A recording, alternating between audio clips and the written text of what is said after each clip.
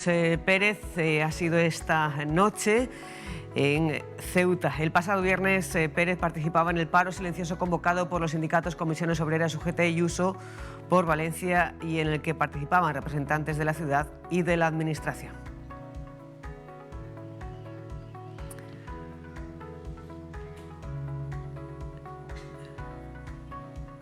La consejera de Hacienda presentará esta mañana el documento de presupuesto de la ciudad 2025. En estos momentos el Consejo de Gobierno se reúne de forma extraordinaria para su aprobación. A las 11 de la mañana conectaremos con la sala de prensa del Palacio de la Asamblea para seguir en directo esta presentación. Y hoy lunes comenzamos una ronda de entrevistas a los portavoces de los grupos parlamentarios de la Asamblea. Lo haremos en orden de menor a mayor representación parlamentaria. Hoy estará aquí conectados en unos instantes el portavoz de Ceuta Ya, Mohamed Mustafa. ¿Qué tal? Muy buenos días. Bienvenidos a nuestra cita diaria con la actualidad local en directo. Actualidad de este lunes 11 de noviembre, en el que también estaremos pendientes de esa movilización convocada por CESIF en defensa del modelo Muface y también por la subida de los salarios de los funcionarios, además de otros asuntos que vayan transcurriendo a lo largo y ancho de la ciudad hasta las 12 de este mediodía. Antes vamos a conectar con la Agencia Estatal de Meteorología.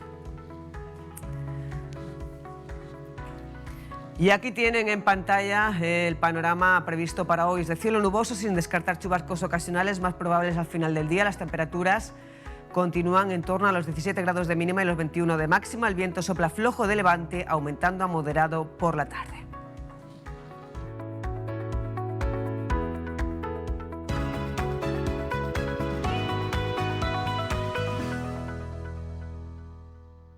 Y hoy nos unimos al luto por el fallecimiento del secretario general de UGT, Juan Carlos Pérez. Fallecía anoche, una noticia que conocíamos poco antes de la medianoche del domingo. Informaba a su sindicato a través de un correo electrónico en el que decía literalmente: nuestro compañero y secretario general ha fallecido esta noche.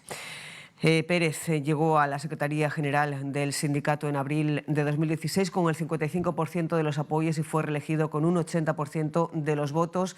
En 2021, recientemente, fue elegido para representar a Ceuta en el Congreso Federal del Sindicato, que se va a celebrar a final de este mes en Barcelona. Su última aparición pública fue el pasado viernes durante los 10 minutos de silencio convocados por los sindicatos a nivel nacional para mostrar la solidaridad con Valencia. A ese instante, a ese acto, pertenecen las imágenes que están viendo en pantalla. Durante su intervención, Juan Carlos Pérez pedía al Gobierno de España la reconstrucción de las zonas afectadas por la DANA, protección del empleo en forma de ERTEs o partidas económicas para empresas. A esta hora de la mañana ya son varias las condolencias que llegan desde el mundo sindical, político, empresarial y social en general. Nos vamos hasta el tanatorio de la Ciudad Autónoma de Ceuta. Rafa Morales, muy buenos días. Buenos y lutos días, Susana, en esta jornada trágica por esa consternación que hay en el mundo sindical con esa muerte fulminante de Juan Carlos Pérez a los 66 años de edad. En estos momentos van llegando personalidades tanto del sector sindical de Ceuta a este entorno del tanatorio municipal y nos encontramos con la secretaria de organización de UGT, Yolanda Aparicio. Queremos trasladarle desde la pública nuestro más sentido pésame por la muerte de Juan Carlos Pérez. Muchas gracias. Una persona que hasta el pasado viernes estuvo luchando hasta el último momento por los derechos de los trabajadores. Pues sí, hoy es un día de luto para todos los compañeros de UGT.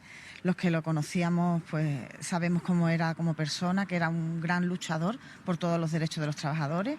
Los compañeros del ayuntamiento me imagino que poco a poco irán llegando, lo mismo las autoridades, Juan Viva, Cristina Álvarez, porque era trabajadora de del sindicato y por supuesto amiga, y acudirán, me imagino, a lo largo de la mañana, porque creo que como fue muy reciente, fue anoche a eso de las 9:30 de la mañana, como has dicho, un infarto fulminante que nos dejó sin él de una manera, pues no sé, imprevista, porque la verdad es que aunque él ha tenido goterita, como se suele decir, durante bastante tiempo, como sabéis, lleva desde 2016 como secretario general, la primera tanda 5 años porque nos cogió la pandemia. Luego, ahora iba a hacer los 4 años ya, el día 8 de mayo del año que viene teníamos el congreso, donde ya él dijo que se retiraba porque ya quería disfrutar con su familia, estar tranquilo, sus nietas y viajar, no sé, disfrutar. La mujer, la verdad, que está en shock ahora mismo. Los compañeros desde el general, Pepe Álvarez está de camino a Bilbao, quería venir, nos ha trasladado que por favor, que cómo podía hacerlo, pero es imposible porque está de camino, con lo cual va a venir una delegación de Andalucía, posiblemente, ahora mismo está hablando con él y no paramos de mantener contacto para ello. Y eso, pues el responso va a ser a las 5 de la tarde, con lo cual no creo que le dé tiempo a Pepe Álvarez porque, como te digo, está de camino a Bilbao. Espartero, que es nuestro secretario de organización a nivel confederal, lo mismo, nos dice que por favor y vaya a hablar con la familia, que le trasladaremos el pésame y la verdad una gran pérdida porque Juan Carlos era un luchador nato por los derechos de los trabajadores. Si no ha ido a más sitios es porque su salud no se lo ha permitido, pero en este último proceso la verdad era cuando mejor estaba. Si los que lo conocíamos decíamos, está cada vez más fuerte, está, vamos, para continuar incluso. Entonces sí, aunque tuviera su goterita con el tema de la diálisis, porque es verdad que él estaba con sus problemas de riñón, pero lo demás lo lleva bastante bien, estaba bastante fuerte últimamente, con lo cual ha sido un golpe, un jarro de agua fría el que nos haya pasado esto. Sabemos que eso cualquier momento, cualquier persona, eso es imprevisto y en cualquier momento no estamos ninguno libre de que nos pueda pasar, pero es un día de luto para toda la UGT. Yolanda Aparicio, como secretaria de organización, el sindicato ahora mismo está roto, también el resto de compañeros sindicales, había mucho trabajo por delante y también trabajo con los agentes sociales, con la patronal, con las autoridades institucionales que ya de por sí han ido pasando. En el caso del gerente de Ángel Vicesa ha estado por el tanatorio, se espera las autoridades a lo largo de la mañana también. Sí, está ahora mismo todo en shock, estamos en shock, pero vamos, no quepa la menor duda de que el trabajo seguirá para adelante, los trabajadores seguirán contando con sus derechos y con la lucha sindical, porque ahí estamos el resto del equipo para ponernos al frente. Ya nos organizaremos, nos reunimos con la secretaria general de la Federación y nos pondremos en marcha para ver cómo lanzamos esto, y el día 8 de mayo de 2025 cogerá una ejecutiva nueva la UGT por banda y ya a partir de ahí será otro proceso, y ahora pues terminaremos pues de la mejor manera que podamos. Muchas gracias por atender a la pública en mitad de este contexto luctuoso y de pésame. Muchas gracias. Muchas gracias por vuestro pésame y lo dicho, un día de luto y muy triste para todos los compañeros de la UGT. Gracias. Un día triste tanto para UGT como para las personas que han trabajado también codo con Juan Carlos Pérez. A lo largo de esta mañana ya hemos recogido el testimonio, en este caso también de Comisiones Obreras, por parte de su secretario general, Emilio Postigo, quien resaltaba la persona de Juan Carlos Pérez y su trabajo como sindicalista. Bueno, pues la verdad que anoche fue un duro golpe porque el viernes, como sabéis, estuvimos concentrados con el tema, los 10 minutos de silencio por la Dana, estuvimos charlando muy bien, hablando de futuro, hablando de los convenios colectivos que tenemos pendientes de negociar, y sinceramente, pues anoche cuando vi la noticia, pues me dejó helado y porque, bueno, aparte de que somos dos sindicatos, como decimos siempre, dos sindicatos hermanos, yo con Juan Carlos tenía cierta amistad, porque es buena persona y un buen sindicalista. Por lo tanto, bastante dolido y nada, pues qué más os puedo decir. A él le gustaría que después de lo que ha pasado siguiéramos trabajando y luchando por mejorar la vida de las personas, y es lo que vamos a seguir haciendo. Lo vamos a de menos desde Comisiones Obreras, pero te digo porque hemos tenido contacto siempre buscando fórmulas para mejorar la vida de los trabajadores y la sociedad en nuestra ciudad. ¿Cómo resumiría la figura de Juan Carlos Pérez durante el tiempo que habéis trabajado mano a mano? Bueno, es un luchador, hemos tenido muchas veces discrepancias en las formas, pero siempre teníamos el mismo objetivo, defender a las personas, mejorar sus condiciones laborales. Y bueno, pues lo que más te puedo decir, te digo, aparte, pues creo que independientemente de que es un buen sindicalista, lo veía con un buen corazón, y eso es lo que me queda. Lo que recordaremos, ya digo, por su trabajo y como persona. Muchas gracias. Ahora. persona con buen corazón, buen sindicalista. Las palabras de Emilio Postigo. Recordamos que esta tarde su responso será aquí, en el tanatorio de Ceuta, a las 5 de la tarde. Juan Carlos Pérez, su última aparición, como ya hemos indicado, lo indicabas tú, Susana, era el pasado viernes, en esos 10 minutos de silencio en solidaridad con el pueblo valenciano, pero también recordamos cómo el pasado mes de octubre, tanto Comisiones Obreras, UGT, se reunían en esa mesa de diálogo con la patronal para negociar precisamente reuniones que van a comenzar esta semana, entre ellos los convenios colectivos como el de la hostelería. Pues muchas gracias, Rafa. Muchísimo ánimo a los compañeros, familiares, allegados y amigos de Juan Carlos Pérez. Se va una persona que ha luchado mucho por los derechos de los trabajadores y también que ha estado pues, dispuesto siempre que se lo hemos solicitado a los medios de comunicación. Descanse en paz. Y continuamos con la crónica sindical, en este caso pendientes de esa movilización, de esa concentración que va a tener lugar a las 12 del mediodía por parte de CESIF, para defender el modelo Muface y también para pedir el incremento de los salarios de los funcionarios. Ana Biazán, buenos días. Buenos días. Las dificultades para alcanzar un acuerdo entre el sector público y el sanitario privado son evidentes. Esto mantiene en vilo a más de 1,5 millones de personas en todo el país, más de 4.000 en Ceuta. Son los funcionarios que toda vez que sacaron plaza eligieron la sanidad privada para ellos y sus familiares. Eso es lo que está ahora en vilo, toda vez que ese concierto está en el aire. El jueves hubo una reunión con responsables del Ministerio de Función Pública que dirige el ministro Óscar López, una reunión de ese ministerio con los sindicatos. El mayoritario en administraciones públicas es CESIF, lo representa en Ceuta, entre otras personas, Juan Iglesias, con quien nos encontramos. ¿Y ahora qué? Juan, buenos días. Hola, buenos días. Bueno, en primer lugar, mostrar nuestras condolencias a familiares y amigos de Juan Carlos López. Y luego, pues el escenario que nos encontramos, pues realmente es un escenario complicado. Creemos que el Gobierno va a tirar de interés general y, en función al artículo 29 de la Ley de Contratos Públicos, prorrogarlo durante un plazo máximo de 9 meses que tiene y en ese tiempo intentar hacer una nueva licitación. Imaginamos que subiendo la prima para que sea atractiva para las aseguradoras. No obstante, las movilizaciones son en defensa de un mutualismo administrativo con una financiación que permita una prestación asistencial adecuada. Pero no solo son por eso, también queremos que un nuevo acuerdo plurianual retributivo que vaya vinculado al IPC y que garantice el recuperar poder adquisitivo a los empleados públicos. Igual que queremos una aportación de fondos adicionales para acabar con las diferencias retributivas entre las distintas administraciones, para que a igual trabajo percibas igual salario. No solo nos quedamos ahí, sino que queremos reforzar el carácter de norma básica para mejorar las condiciones laborales del TREBEP. Y ahí se recoge pues la carrera profesional, la jornada de 35 horas, la implantación del teletrabajo, la adecuación de los puestos de trabajo a la categoría correspondiente, bueno, varias cosas. Y también mejorar las condiciones de la jubilación.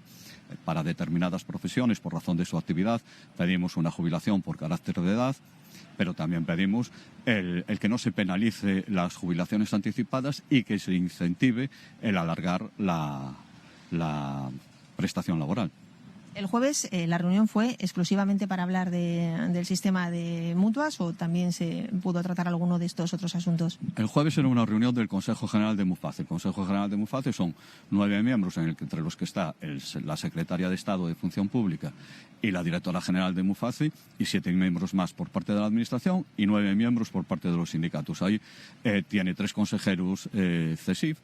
Y lo que se trató, o sea, se plantearon diversas dudas sobre la situación en la que nos encontrábamos, pero no nos dieron ninguna respuesta. O sea, entramos a la reunión exactamente igual que salimos, ¿no? Entonces, pues bueno, el único margen que les queda, y desde Muface se transmite tranquilidad, es ese artículo 29 de la Ley de Contratos Públicos.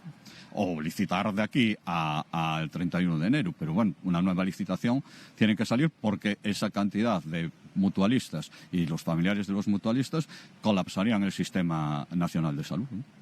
Hay quien critica que, si bien este tipo de conciertos, nos lo contaba además recientemente en Conectados, se extiende ya desde el año 1975, hay quien dice que tuvo razones en su día, no en la actualidad. Hay quien habla incluso de un derecho del funcionarial, pero quizás a esas críticas se pueda responder con eso que nos decía, que no hacerlo de esta manera significa llevar al sistema público, al 1,5 millones de personas que ahora mismo están acogidos a este tipo de concierto. A ver, el sistema y el mutualismo es un sistema eficaz y que funciona. Lo ha demostrado durante todos estos años. Además, más económico que el sistema nacional de salud. Y es un sistema público.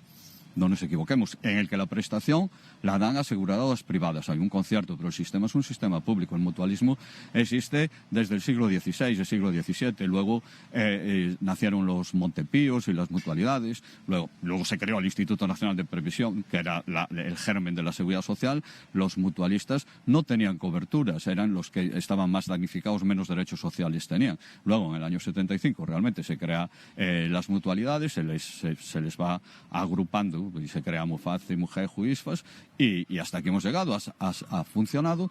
En un momento dado se vincula la prestación a la prima, pero eso lo hace el gobierno de turno. Y nosotros, los mutualistas, cuando ganamos la oposición, pasamos a tener la condición de mutualista. No nos dan elección a los anteriores al 2011, ¿no? Entre el resto de reivindicaciones que van a movilizar a CESIF hoy o desde hoy, porque luego hablaremos también, no está descartado que pueda haber otras movilizaciones en las próximas semanas, está la de las retribuciones y se explica que de los recortes de 2010 y posteriores todavía no se ha levantado cabeza. No sé cuánta ha sido la pérdida de poder adquisitivo recuperada, si es que se ha recuperado algo desde entonces. Claro, nosotros solicitamos recuperar la estructura salarial anterior a los recortes de Zapatero en el 2010. Ahí las pagas extras eran realmente el doble. Y por primera vez la cobramos una vez y luego se aplicaron los recortes y dejamos de percibir esas pagas extras el doble. Luego la pérdida de poder adquisitivo, a pesar de los acuerdos que se han ido firmando, el último de carácter plurianual por 3 años, que ha traído como consecuencia la pérdida de un 5% de poder adquisitivo, o sea, que las organizaciones sindicales firmen un acuerdo que condena a los empleados públicos a perder poder adquisitivo, pues la verdad es que no se concibe, ¿no? Entonces, bueno, CESIF se negó a firmar ese acuerdo y sigue reclamando esa recuperación. En los últimos 15 años la pérdida de poder adquisitivo de un empleado público es del 20%. Entonces ya va siendo hora de que reparemos esa pérdida de poder adquisitivo. Los lamentables acontecimientos de hace unos días en Valencia con la Dana, desde el minuto cero, ¿quiénes están allí? Todos los empleados públicos, que son la UME, que son los bomberos, que es Protección Civil, o sea, son los sanitarios que desde el minuto 1 están ahí. Siempre estamos ahí desde el minuto 1, pero sin embargo nunca somos recompensados. Hoy concentración a las 12, la primera de una serie de protestas. Sí, esta es la primera y desde luego pedimos una reunión urgente con que se convoque la Mesa General de Negociación para tratar las problemáticas de los funcionarios públicos, porque este gobierno ha mostrado un total desprecio hacia los empleados públicos, porque desde que ha tomado posesión, a pesar de que se le ha pedido varias veces que convoque esa mesa para tratar determinadas cuestiones y entre otras fijar un acuerdo plurianual vinculado al IPC para que los funcionarios empiecen a corregir esa pérdida de poder adquisitivo, y no hemos tenido la callada por respuesta hasta la fecha de ahora, con lo cual iremos subiendo la presión y no descartamos ninguna medida. Ni siquiera la huelga. Ninguna medida. Quizás estemos hablando con el próximo responsable máximo de CESIF en Ceuta. Bueno, no lo sé. Mañana tenemos el 5º congreso de nuestra organización aquí. En nuestra organización la forma de celebrar los congresos viene recogida en el estatuto nuestro, en el artículo 50, y las candidaturas se presentan el día del congreso. Entonces, sí, personalmente presentaré una candidatura conformada por un excelente equipo, pienso, pero desconozco si mañana va a haber más candidaturas o no. Lo único necesario es presentar el 20% de avales entre nuestra afiliación. ¿Los tiene? Sí. Pues muchas gracias, Juan Iglesias, desde Plaza de los Reyes, donde este mediodía a las 12 está convocada esa concentración, esa primera protesta de las que puedan estar por venir, como nos explicaba nuestro invitado, Susana, no solo por el asunto de Muface, sino por esa otra lista también de reivindicaciones, entre ellas las que tienen que ver con las retribuciones y las mejoras en la jubilación. Gracias, Ana. Estaremos pendientes a las 12 de esa concentración y también del resto de asuntos de interés que vayan pasando y transcurriendo en Ceuta a lo largo y ancho de la ciudad hasta las 12 del mediodía. Pasan 19 minutos de las 10. Hoy comenzamos una ronda de entrevistas con los portavoces en la Asamblea. Lo hacemos, como siempre, en orden de menor a mayor representación. Y hoy estamos con Ceuta Ya, con su líder, con su portavoz, Mohamed Mustafa. Buenos días. Hola, muy buenos días. Precisamente hoy, en el día en el que la consejera de Hacienda va, pues en unos minutos, va a hacer presentación del documento de presupuesto de la ciudad 2025. Ha dicho en varias ocasiones la señora Chandira Mani que estaba negociando con todos los grupos políticos, salvo con Vox. En su caso, ¿cómo han sido las negociaciones con Ceuta Ya y cuál va a ser la postura de su formación en el Pleno?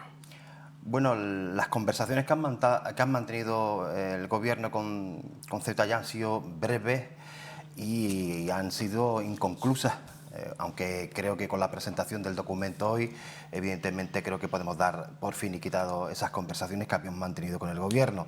Miren, nosotros desde un principio, en un ejercicio de honestidad y sinceridad, cuando mantuvimos las conversaciones con el Gobierno, dijimos que había determinados gastos que contenía el documento presupuestario y que ellos iban a seguir manteniendo, con los cuales nosotros no estábamos de acuerdo y que era imposible llegar a un punto de acuerdo. Me refiero en concreto a la subida brutal de los salarios de los políticos, de los consejeros y de la vicepresidencia, o, por ejemplo, subvenciones que a nosotros nos parecen abusivas, como la del helicóptero, que ya superan los 2,5 millones.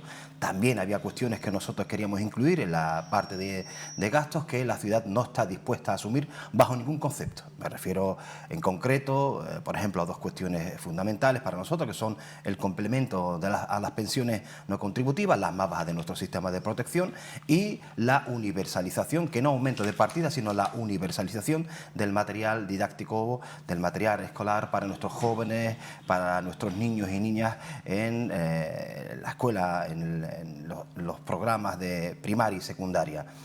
Esto era la conversación de partida. En consecuencia, en ese ejercicio de honestidad, donde decíamos que no nos íbamos a poner de acuerdo, aparcamos este debate y nos centramos en lo que sería el plan de inversiones. El plan de inversiones que el Gobierno quería plantear para lo que quedaba de legislatura, y ahí nosotros sí que ofrecimos un documento de trabajo para que el Gobierno lo valorase.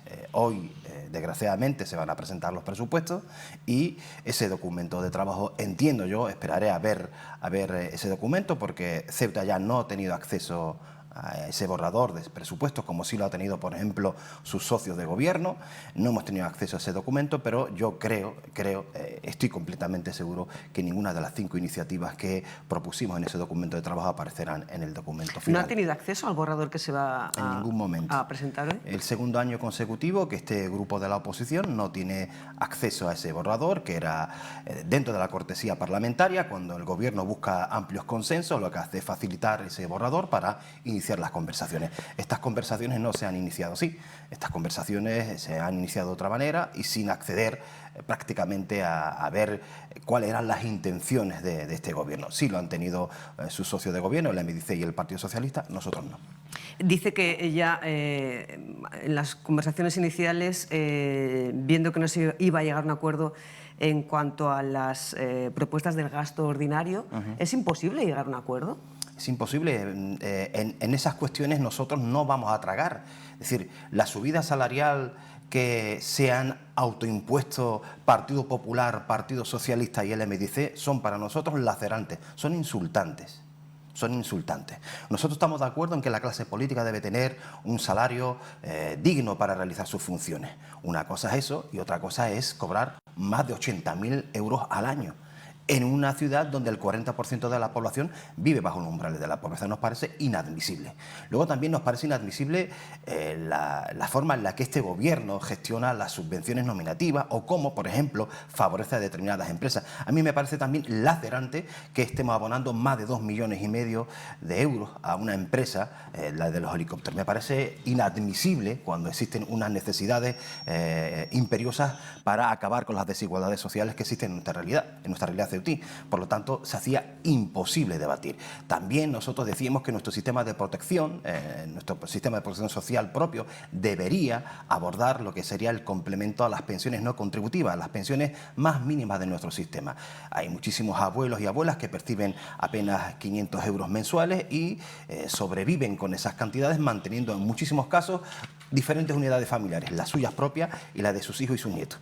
Nosotros decimos, y lo seguimos diciendo, como en otras comunidades, como por ejemplo Andalucía, es necesario implementar, poner en marcha un sistema de complemento a esas pensiones. El Gobierno no está de acuerdo. También decimos que en una ciudad donde somos campeones del fracaso escolar, lo prioritario es, de alguna manera, poner al mismo nivel, en la misma línea de partida a todos los niños y las niñas de nuestro sistema educativo. Y eso se logra teniendo el material educativo, el material escolar, el material didáctico del 1 de septiembre sobre el pupitre y de forma gratuita.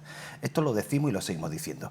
Esto, desgraciadamente, el Gobierno no está de acuerdo con ello y era imposible llegar a algún tipo de acuerdo. Entonces, creo que en un ejercicio de honestidad, donde las cosmovisiones, es decir, nosotros entendemos la política de una manera, el Partido Popular y sus socios la entienden de otra muy distinta. Era imposible llegar a un acuerdo.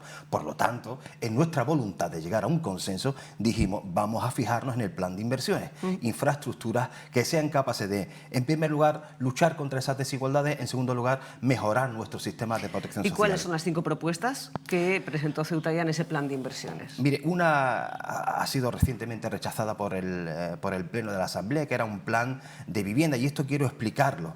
Mientras el Gobierno del Partido Popular y sus socios se ciñen ahora, en cuanto a la construcción de vivienda, a la participación del Estado, a la participación también de la iniciativa privada, nosotros decimos que eso está muy bien, que lo aplaudimos, que lo apoyamos, pero que también tenemos que construir vivienda con nuestros propios recursos.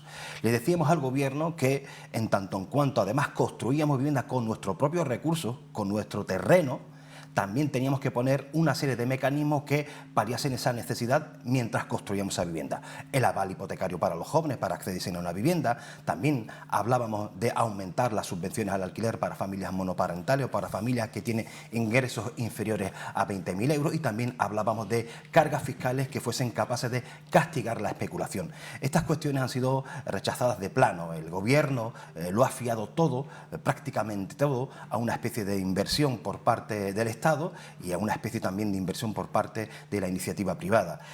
Sí es cierto que estos modelos nos pueden ayudar, pero yo estoy completamente seguro que sin la concurrencia de los recursos materiales y económicos de la ciudad es imposible llegar a paliar la necesidad de vivienda. Recordemos que los propios datos que maneja la ciudad cifra que la necesidad de vivienda en Ceuta está en torno a 8.000 viviendas. Recordemos que también el número de infravivienda en nuestra ciudad es el doble de la media nacional. Por lo tanto, pertinencia máxima, por lo cual esto daría la sensación, en el sentido común, nos diría que todos los recursos que se pusiesen a disposición de la construcción de la vivienda son pocos. Está hablando de una medida que incluiría 15 millones al año en construcción y adquisición de vivienda para vivienda de protección oficial y 5 millones también al año en lo que queda de legislatura para la puesta en marcha de medidas que faciliten el acceso a la vivienda. Y las otras 4 propuestas que le han pasado a la consejera de Hacienda en materia de inversión, ¿cuál sería? Mire, ustedes saben que desde Ceuta ya, desde nuestros inicios en la educación especial, ha sido uno de los grandes caballos de batalla. En concreto, siempre hemos peleado, hemos defendido la necesidad de cubrir una demanda en cuanto a la educación especial y, a su vez, aprovechar esa demanda para generar un circuito económico capaz de generar empleo. Lo denominábamos nosotros la economía de los cuidados, ¿no? En esta parcela encaja perfectamente la creación de un centro de atención a los niños y niñas TEA. Miren, los niños y niñas TEA cuando cumplen 18 años no dejan de existir. Se convierten en adultos pero siguen teniendo ese TEA. Los niños cuando cumplen 14 años, cuando dejan la etapa infantil y entran en la fase de pubertad, siguen siendo TEA, siguen teniendo otro tipo de necesidades. Los centros educativos se han mostrado incapaces de responder a esas demandas y las asociaciones que trabajan con este tipo de chicos y chicas o de estos niños y niñas se ven con listas de espera. ¿Cuál es la solución? Siempre lo hemos dicho, tener un centro TEA que atienda a esta población es importantísima. Recordamos que en Ceuta la detección de este trastorno se encuentra por encima de la media nacional y por lo tanto la necesidad de tener sistemas de protección para estas familias y para estos niños y niñas se hace imperiosa. Esta era una de las demandas que hemos puesto sobre la mesa. La construcción de un centro TEA, creemos que es importante no solamente para atender esa demanda, sino que evidentemente su propia implementación generaría otro tipo de externalidades positivas, como es la creación de nuevos puestos de trabajo. Se ha informado recientemente de que con Fondo Social Europeo se va a poner en marcha un centro de atención temprana. Sí, bueno, ¿Sería eso suficiente eso? No es suficiente porque hablamos de un presupuesto de cerca de 1 millón de euros, hablamos de la atención directa de en torno a 25 niños. Voy a volver a repetirlo. 1 millón de euros para atender a 25 niños. Nos cuesta 40.000 euros por niño. Es decir, esto es un parche. La ciudad entiende estas necesidades y sus respuestas a estas necesidades como una respuesta que debe ofrecerle las garantías para erigirse como la administración que da soluciones, pero no lo es. Usted pregunta a las madres y a los padres si creen que es suficiente tener un proyecto donde con cerca de 1 millón de euros atiendan a solo 25 niños. Nosotros siempre lo hemos dicho y al gobierno... para llevar a cabo ese... Mire, nosotros el documento de trabajo que le hemos trasladado al gobierno cifra en 35 millones de euros todas las inversiones que creemos que eran necesarias, donde entra también el centro educativo. Pero nosotros que tampoco queríamos ser... duros en la negociación, también estábamos abiertos a otras posibilidades, sino la construcción, la disponibilidad de un espacio. La ciudad lo barajó, la disposición de un espacio para luego poner en marcha este centro TEA, pero no un proyecto piloto para atender a niños de 0 a 3 años, que es lo que ya se está produciendo. Nosotros lo hemos dicho y las madres y los padres lo dicen. De 0 a 3 años está el sistema educativo, con sus más y con sus menos, pero lo que necesitamos es un centro educativo, un centro de atención TEA municipal, que sea capaz de ofrecer una serie de recursos para niños no de 0 a 3, sino para todas aquellas personas que tienen TEA durante todo su periodo, no solamente infantil, pubertad, sino de mayoría de edad. Hace falta también un centro de día donde las personas TEA, cuando cumplan la mayoría aquí y no encuentren recursos, encuentren un lugar donde poder satisfacer las demandas, las necesidades que tienen sus familias y ellos mismos. Un programa de cerca de 1 millón de euros que va a atender a tan solo 25 niños de 0 a 3 años no soluciona el problema, es un parche. Ya tenemos dos. Tenemos una propuesta en vivienda que llevaría una inversión de 20 millones de euros. Ese centro de atención temprana a menores TEA, que incluiría una inversión, el programa de trabajo, ¿de cuánto dinero? No lo recuerdo ahora, Susana, lo tenemos en el documento, pero no lo recuerdo. ¿Y las otras 3 propuestas? Las otras tres propuestas sí que tienen que ver una con la educación. Aquí el gobierno y sus socios siempre se han llenado la boca de decir que la educación es el mejor ascensor social que existe en Ceuta. Lo dicen y parece ser que con eso se solucionan los problemas. Nosotros siempre hemos dicho que para resolver los problemas del fracaso escolar, de la educación en Ceuta, hace falta invertir en todas las áreas. Mire, la educación temprana es un factor de protección para el fracaso escolar. Y aquí en Ceuta la necesidad de escolarizar a nuestros niños en edad temprana es palmaria. Es decir, la media de escolarización de esos grupos de edades en Ceuta está por debajo de la media nacional. La ciudad ya ha anunciado la construcción de una escuela infantil en Loma Colmenar. Nosotros le hemos dicho que con esa escuela infantil es insuficiente. Por lo tanto, hace falta construir otra escuela infantil. Así daríamos respuesta a las necesidades de escolarización de toda esa población y evidentemente empezaríamos por uno de los aspectos en los que hay que trabajar para acabar con el fracaso escolar, la escolarización temprana. El otro sería la universalización del material didáctico, es decir, que los niños y las niñas tengan sobre la mesa el día 1 de septiembre todo el material educativo y que la línea de partida sea igual para todos los niños y niñas de Ceuta. ¿Y las otras 2 propuestas para ese plan de inversiones cuáles serían? La otra tenía que ver con la la construcción de un centro de menores. Ustedes saben que hemos sido muy críticos. El gobierno durante la crisis de este verano ha sido muy beligerante y bueno, ya ha intentado presentarse como una víctima ante el gobierno de la nación, y nosotros le hemos dicho que este gobierno no ha hecho sus deberes, es decir, las transferencias de menores están transferidas a nuestro gobierno desde hace más de 3 décadas y sin embargo no disponemos de un centro de atención a menores migrantes. Lo único que tenemos es un albergue cuya finalidad, la construcción de ese centro, era recurso habitacional para personas sin hogar en Ceuta, y que por cuestiones judiciales acabaron ahí los niños porque los niños estaban hacinados en un chalet en San Antonio. Luego los llevan a un centro que no reúne las condiciones y nosotros le estamos diciendo que la migración es un aspecto estructural, es un aspecto consustancial a la naturaleza política y fronteriza de Ceuta. Por lo tanto, hace falta tener un centro de menores que atienda en óptimas condiciones a estos niños y niñas que llegan a nuestra tierra. Y quedaría la última propuesta que presentó Ceuta ya Sí, para ese plan hablábamos, en el quinto apartado hablábamos de barriadas. Esto es un asunto que la ciudadanía conoce. El Centro Cívico del Príncipe fue un proyecto aprobado en la anterior legislatura, pero que cuando el Partido Popular gobierna con Vox es automáticamente eliminado de los presupuestos. Recordemos que estaba incorporado en los presupuestos. Nosotros posteriormente, como el Ceuta, ya lo volvemos a incorporar en los presupuestos, pero esta ciudad desgraciadamente incumple sistemáticamente no los acuerdos plenarios, sino su palabra. Ese centro cívico ha desaparecido. Nosotros entendemos que además del centro cívico del polifuncional Mustafa Misián, que se encuentra en el Langlu, permítame que lo diga así, que se encuentra en el Langlu, necesitamos de otros centros cívicos en la parte baja del Príncipe. Necesitamos un centro cívico que ofrezca diferentes cuestiones necesarias para la ciudad. Desde administración, la presencia de la administración se nos hace imprescindible para que la ciudadanía se sienta respetada, pero también otra serie de servicios comunitarios como pueden ser instalaciones deportivas, instalaciones culturales y de ocio.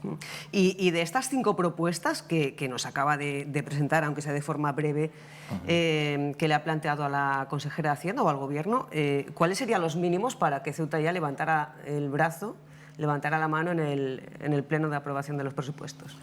¿Hay alguna posibilidad de que o ya se han iniciado las negociaciones con la imposibilidad por delante? Mire, cuando nosotros nos sentamos con el Gobierno no hablamos de levantar brazos, hablamos de cuáles son las necesidades imperiosas de la ciudadanía. Cuando yo hablo con el Gobierno, hablo o me fijo en las necesidades que nuestro pueblo tiene, no sobre la posibilidad que tiene Ceuta ya de salir airosa en estas negociaciones. Me explico. Ni hablo de sillones, ni hablo de subidas salariales, ni hablo de cuestiones que tengan que ver con el grupo político. Hablo de cuáles son esas necesidades. Yo se las pongo sobre la mesa. Les planteamos nuestra cosmovisión desde una fe inquebrantable en que lo que estamos presentando, Susana, es bueno para el pueblo de Ceuta. Esa fe inquebrantable viene porque hablamos con la gente y la gente nos traslada cuáles son sus demandas. Lo ponemos sobre la mesa y nos abrimos a escuchar. Nosotros pusimos ese documento de trabajo, un documento de trabajo que ofrecimos al Gobierno, y el Gobierno sistemáticamente en cada una de esas 5 propuestas puso peros. Puso peros o las acabó diluyendo, como tú acabas de decir, con ese programa de atención temprana de 0 a 3, que no tiene nada que ver con la construcción o disponer de un centro de atención TEA. Cuando le hablábamos de la guardería nos decían que ellos ya tenían construida una y que iban a construir una, y nosotros les decíamos que era necesaria una segunda para al menos ponernos en la media nacional. Y cuando hablábamos, por ejemplo, de viviendas, ellos dicen que no están en condiciones de gastarse más dinero en vivienda y que pretenden reclutar la concurrencia del Estado o de la iniciativa privada. Pero en esto la ciudadanía tiene que saber una cosa. Cuando el Gobierno dice que no tiene dinero, habla de prioridades políticas. ¿Qué es lo que priorizan? El Gobierno prioriza mantener esa subida salarial indecente y sus cargos políticos, prioriza mantener esas subvenciones nominativas a determinados empresarios, por encima de apretarse el cinturón, aplicar mecanismos correctores e invertir todo ese dinero en otras cuestiones esenciales. Por lo tanto, no hablamos de levantar o de bajar las manos, sino hablamos de 2 cosmovisiones radicalmente diferentes. Mi grupo ha puesto todo el empeño por intentar sacar adelante cualquiera de esas medidas, pero ninguna de esas 5 han sido atendidas. ¿Cuál es la relación hoy por hoy de Ceuta ya con el Gobierno y concretamente con la consejera de Hacienda? Bueno, la relación es la relación típica entre un gobierno que se siente fuerte porque tiene los votos con sus socios y un grupo de la oposición que evidentemente no le está poniendo las cosas fáciles. Esa es la relación. Nosotros hemos adoptado un papel que creo que dignifica la acción política, porque no entramos en ese mercadeo en el que se ha entrado al inicio de la legislatura, con las vicepresidencias por delante y la subida salarial, y cuando la gente nos escucha hablar sabe que estamos hablando de cuestiones materiales que les afecta directamente a ellos y no a nosotros. En esa tesitura, en ese trabajo, yo sé que es muy complicado porque estamos en minoría, pero también tengo la convicción de estar haciendo las cosas bien porque la gente así nos lo reconoce. Y en ese papel de oposición, ¿es inviable alcanzar algún tipo de acuerdo? No, prueba de ello es que hemos presentado un documento de trabajo. Es decir, cuando a nosotros se nos reclama para sentarnos a hablar, nosotros no somos unos fanáticos, nosotros nos sentamos y hablamos.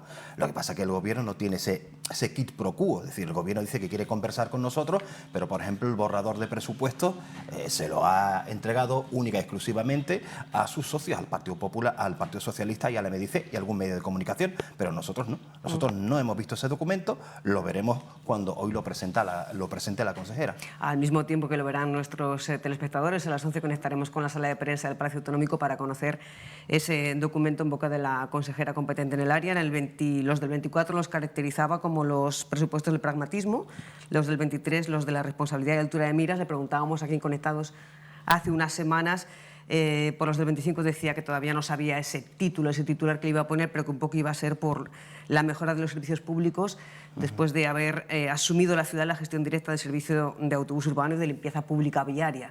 Ceuta ya se posicionó muy a favor de la municipalización del servicio de autobús urbano. ¿Tuvo alguna duda más a la hora de llevar a cabo las diferentes aprobaciones en la municipalización de la limpieza pública viaria, considerar que se había hecho de forma chapucera o chapuceramente? Sí, sigue manteniendo ese posicionamiento. El tiempo nos ha dado la razón. Nosotros sí que estamos y seguimos estando a favor de la municipalización de la gestión directa del servicio de limpieza, pero el tiempo nos ha dado la razón. Nosotros votamos a favor de ese documento originario que era la memoria, votamos a favor en un ejercicio de buena fe y señalamos varios déficits que existían en esa municipalización que el tiempo nos ha dado la razón. Decíamos que era importante integrar a las brigadas verdes en ese servicio porque nos íbamos a quedar sin mano de obra. Hace poco la propia empresa ha dicho que necesita reclutar a 100 operarios para poder prestar el servicio de forma óptima. O sea, el tiempo nos da la razón. En segundo lugar, decíamos que el Príncipe tenía que estar incluido en ese pliego porque históricamente había estado excluido. La empresa ha creado una cuadrilla para el Príncipe, lo cual nos sigue dando la razón. Era necesario crear una unidad para el Príncipe, como igual que se habla para las playas, se tenía que hablar del Príncipe, de la recogida del servicio de limpieza dentro de las calles del Príncipe, y en tercer lugar la planta de transferencia, que nosotros decíamos que la planta de transferencia tenía que estar incluida dentro de ese proceso de municipalización para cerrar el circuito integral. Y ahora es cuando otros grupos de la oposición se preocupan por la planta de transferencia. Antes todo eran críticas contra Ceuta ya, y ninguno de esos 3 aspectos que nosotros señalábamos nos hemos equivocado. El tiempo nos ha dado la razón. El servicio de municipalización, el cambio de gestión o el cambio de modelo a gestión directa del servicio de limpieza es bueno, pero este modelo del Partido Popular está amputado, es incompleto y además chapucero, y el tiempo lo está demostrando. Estamos ya en los últimos instantes de entrevista, señor Mustafa.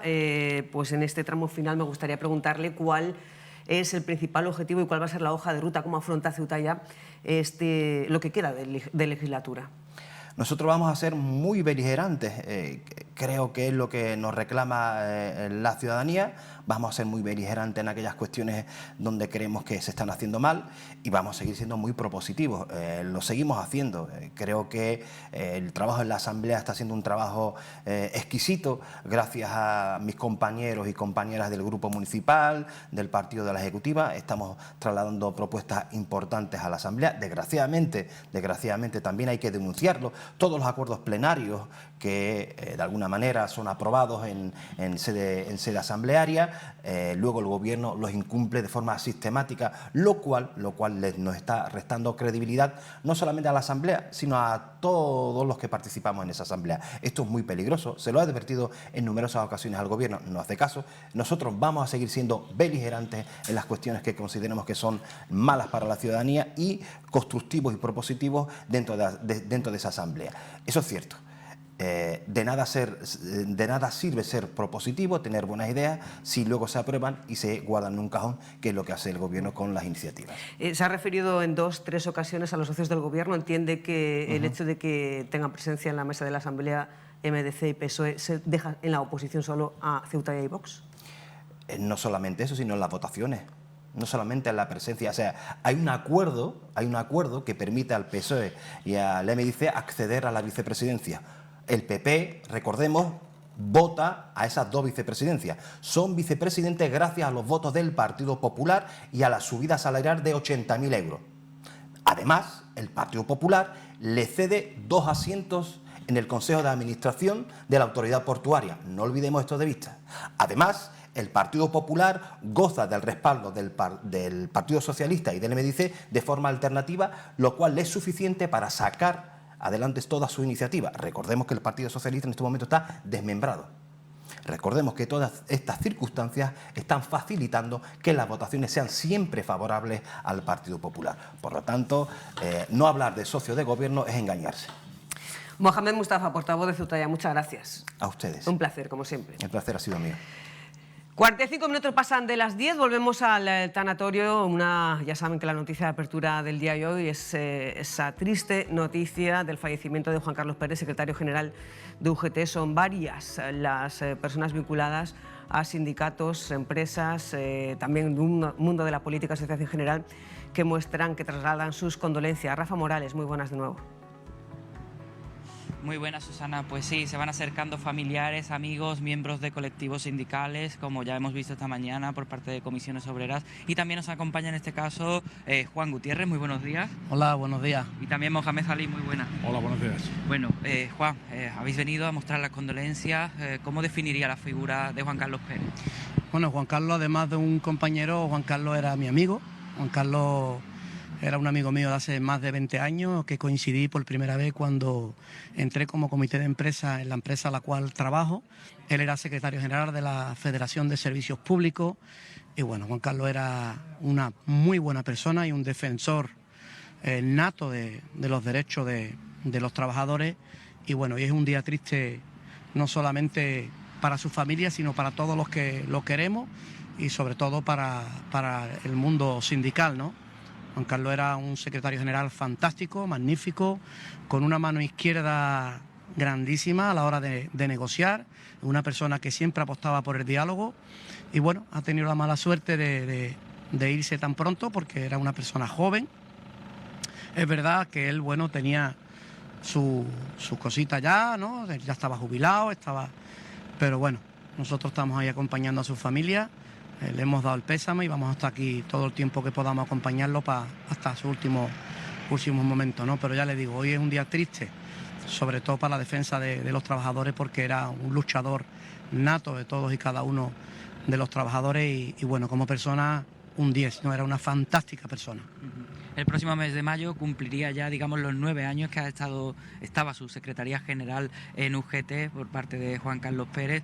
Han trabajado conjuntamente en etapas en las que usted era, recordamos, el secretario general del Partido Socialista de Ceuta. ¿Recuerda algún momento puntual que hayan vivido de dificultad y donde, bueno, la figura de Juan Carlos Pérez haya sido también clave?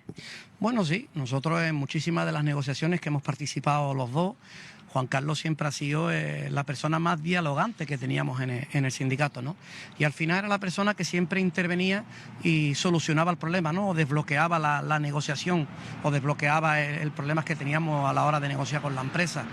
Y momentos muchísimos y todos buenos, con él todos buenos, malos ninguno, porque Juan Carlos era una persona fabulosa, una persona fantástica y ya le digo, una persona que lleva toda su vida dedicada a luchar y a defender los derechos de los trabajadores y a mejorar la calidad de vida y la calidad laboral, perdón, de cada uno de los trabajadores.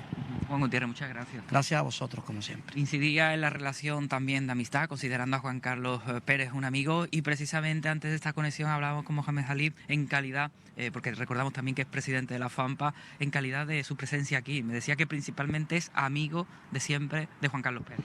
Correcto, correcto. Yo he venido a dar un pésame y un mensaje de cariño a su viuda y a sus hijos, porque Juan Carlos Pérez era sobre todo un amigo, ¿no? Yo conozco a Juan Carlos Pérez hace más de 20 años, casi 25 años, y bueno, sobra decir que era un referente sindical en nuestra ciudad, y bueno, he vivido a lo largo de mi vida muchas experiencias con él, no solamente cuando yo he sido político, sino también en el plano personal, ¿no? Me parece que había que destacar de su carácter la cercanía, ¿no? Era una persona afable, una persona cercana, una persona que siempre predispuesta a ayudar, y creo que es una baja muy sensible para Ceuta en general y sobre todo para la lucha sindical.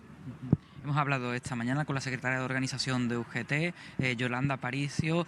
Todo el mundo está en shock porque ha sido todo repentino. ¿Qué impresiones ha podido captar en el interior cuando ha estado dando el pésame a su viuda, a sus hijos? Sí, es algo impactante, muy inesperado, porque es cierto que tenía un estado de salud no muy grave, pero sí que tenía que cuidarse, pero tampoco nadie pensaba que podría pasar lo que ha pasado, ¿no? Además ha sido todo muy sorpresivo, porque me comentaba su hijo que estaban en casa viendo el fútbol, o sea, por lo tanto yo creo que el shock está más que justificado, y por eso había que darle aliento, apoyo y solidaridad a la familia, que en estos momentos lo está pasando muy mal, ¿no? Mohamed Ali, muchas gracias por atender a la pública. A vosotros, gracias. Pues palabras de dos personas que se califican como amigos de Juan Carlos Pérez, en este caso Juan Gutiérrez, como acabamos de escuchar, y Mohamed Ali, que también nos ha hablado de la figura del sindicalista de UGT que nos dejaba ayer en torno a las 9:30 de la noche, con 66 años. Está previsto que su responso sea esta tarde, a partir de las 5, y su posterior en tierra. Así que, Susana, seguimos desde aquí, desde el tanatorio de Ceuta, esperando por si vemos también la presencia de autoridades institucionales, tanto del gobierno de la ciudad como también de la delegación del gobierno. Pues muchas gracias, Rafa. Seguimos en contacto, con la línea abierta para que pidas paso cuando tengas más cuestiones que contarnos o cuando estimes oportuno. 10:51, abrimos nuestra tertulia de hoy, que va a ser más breve de lo habitual debido a esa comparecencia prevista de la consejera de Hacienda, Kisi Chandiramani, en la que va a presentar el documento de presupuesto de la ciudad para el año 2025. Y para ello saludamos a José Antonio Sáenz, muy buenas. Hola. A José Antonio Carracao, buenos días. Y a Jesús Bollit, buenos días. Buenos días. Antes de nada, quería preguntarle a José Antonio Carracao, recién llegado de la zona afectada por la Dana en Valencia, en este caso con Cruz Roja, ¿cómo ha ido todo? Bueno, hemos hecho todo lo que hemos podido, y la verdad que quien lo sigue por la tele no puede hacerse una idea de la magnitud que es estando allí sobre el terreno. Así que, bueno, como digo, yo creo que lo resume esa frase: hemos hecho todo lo que hemos podido, hasta donde hemos podido, y al final Cruz Roja decidió que los equipos se relevaran más rápido. Íbamos con idea de estar hasta el sábado y nos devolvieron el jueves para Ceuta, y ahora pues van otra gente a darnos relevo, así que... ¿Pero por qué os devolvieron? Pues creo que han entendido, y quizá con buen criterio, de que más de 4 días allí no es bueno para tampoco los voluntarios que estábamos trabajando, a nivel de todo tipo, a nivel físico y también intelectual. A mí me pasa que justo ahora que estoy este fin de semana ya en Ceuta, estoy empezando a tener, no son pesadillas, pero sueños, recuerdo imágenes, la relaciono con otras cosas. Ahora te paras a pensarlo, ahora ¿no? me están apareciendo esas imágenes, sí. Durante el tiempo que estamos allí no, pero ahora sí. Creo que tantos días, por eso las personas que están viviendo desde el minuto 1 en sus casas, en esa situación, esto va a tener consecuencias también, no solo materiales, físicas y por supuesto las pérdidas de vida, sino también psicológicas, sin ninguna duda. ¿Qué te traes? Me traigo la satisfacción de ver cómo todo el mundo arrima el hombro, cada uno haciendo lo que puede, la juventud, que esa frase que hemos podido ver en algunos sitios que decía generación de cristal, y la tachaba y decía generación de pala y escobilla, no sé lo que decía la frase. Es verdad, la gente joven, te estoy hablando de 15, 16 años, echando horas allí, limpiando como los que más, y bueno, mucha presencia de lo público también, ahora que se está denostando tanto, ¿no? Que se está aprovechando para hacer esa crítica, mucha presencia de lo público que en esta segunda semana, donde ya se ha podido acceder un poco más, está teniendo una implicación significativa en dar por lo menos respuestas a esas necesidades básicas que están apareciendo desde el principio. Pues muchas gracias también por estar representando a Ceuta y en ese caso a través de Cruz Roja y por ese trabajo, por esa labor humanitaria. Bueno, y por compartir. Te lo agradezco, pero no siento que haya que dar las gracias. José Antonio Sainz, esta semana hemos conocido, o hace unos días hemos conocido ese dato de que el ingreso mínimo vital llegó en octubre a Ceuta a 10.125 personas, a 10.125 beneficiarios y a un total de pues casi 2.500 hogares. De 2.125 beneficiarios, aproximadamente el 15% o casi el 15% de la población. ¿Qué te parece ese dato? Pues me parece una barbaridad. Me parece una barbaridad que una ciudad que tiene miles de millones, yo sigo hablando en pesetas, ¿no? Bueno, o cientos de millones de euros todos los años en su presupuesto, siga teniendo esas bolsas de pobreza. El ingreso mínimo vital es ni más ni menos un indicativo de la pobreza, es un indicativo de donde más pobreza hay, donde más pobreza existe. Y Ceuta tiene la dudosa primicia. Bueno, Ceuta es uno de los lugares donde más pobreza existe en cuanto al porcentaje de personas que reciben esto. En Ceuta, una ciudad con cientos, miles diría más bien, de empleados públicos del ámbito local, del ámbito estatal, cuerpo y fuerzas de seguridad del Estado, profesores, los sanitarios y tal. O sea, todo el que no está ahí, parece que todo el que no está ahí, o prácticamente todo el que no está vinculado a lo público, está en los umbrales de pobreza. Y eso me parece que es inadmisible en el año 2024 y con los presupuestos que se manejan en esta ciudad. ¿Qué pasa? ¿No se establecen políticas o no se incentiva que se reduzca esa brecha entre la gente más necesitada y el resto? Pues no lo acabo de entender muy bien. Jesús, mira, tenemos ahí en pantalla esa tabla. Son 2.472, es decir, casi 2.500 casas, viviendas, a las que llega el ingreso mínimo vital. Bueno, pues la media es de 4 habitantes por vivienda. En total son 10.125 beneficiarios, con una cuantía media mensual por hogar de 567 euros y con una cuantía media mensual por beneficiario de 138. ¿Tú qué lectura haces de estos datos? Pues bueno, la lectura es de que, por desgracia, tenemos una ciudad que está bajo mínimo desde hace ya muchos años, no de ahora, hace muchísimo tiempo. Por cierto, funcionarios y personal oficial, tanto de administración local como nacional, está cercano a los 9.000 y algo. Pero claro, somos 83.000. Si esos 9.000 los multiplicamos por 3, más o menos, que una familia media de 3, 4 como mucho, son 27.000. Nos quedan 50.000 personas aparte, más o menos, 50, 45, que están en el sector privado. El gran problema de la ciudad es el económico, claro. Eso se traduce a todas estas cosas, claro. A que haya que dar una ayuda a la gente que no llega. Yo tengo relación con Cáritas a través de mi mujer y demás, y ver cómo funciona este mundo de las ayudas y de este ingreso mínimo vital. Hasta que la ciudad no se encamine hacia, que es el gran problema que vamos a tener siempre, es decir, el futuro de la ciudad está, es decir, el crack, la rotura de la ciudad va a ser el económico. Yo lo tengo clarísimo, ¿no? Es decir, que hay muchísima gente que, porque aquí no hay ningún futuro, se está yendo una vez que termina su vida laboral, o sin terminarla, a la península a seguir viviendo ahí, la península, porque tiene otros horizontes y otras ofertas de trabajo. Y estamos perdiendo oportunidades una tras otra. La última fue hace 3 años o 4, 3 años creo que fue el tema de la valla, que Europa se sensibilizó de alguna manera, porque somos los olvidados de esta historia, ¿no? Los ceutíes y los meridenses. Y después vienen los canarios. Pero nosotros somos los olvidados. Y en ese momento en que había soluciones para de alguna forma cambiar el enfoque de la ciudad, pues no se hizo. ¿Por qué no se hizo? No lo sé, no es entendible, ¿eh? No es entendible. Aquí tenemos el mayor paro, tenemos un 36% creo de riesgo de pobreza, un 28% de paro, un 65% de jóvenes en paro, es decir, que somos los números 1 en todo eso. Y eso habría que atajarlo de alguna manera. No ya con el presupuesto de la ciudad, sino con el presupuesto de la ciudad y con el presupuesto del que esté gobernando, independiente de que sea uno u otro, o los dos, me da igual. Pero es que lo que no se nos tiene en cuenta es eso, claro, eso se traduce en que tengamos un 35,90 de personas que lo pasan mal, es decir, que no pueden llegar a la final de mes, y eso es lógico, eso es muy lógico. Yo no sé si esto va a cambiar o no, porque es que es complicado que cambie, ¿eh? Esto es complicado que cambie, pero bueno, esa es la lectura, ¿no?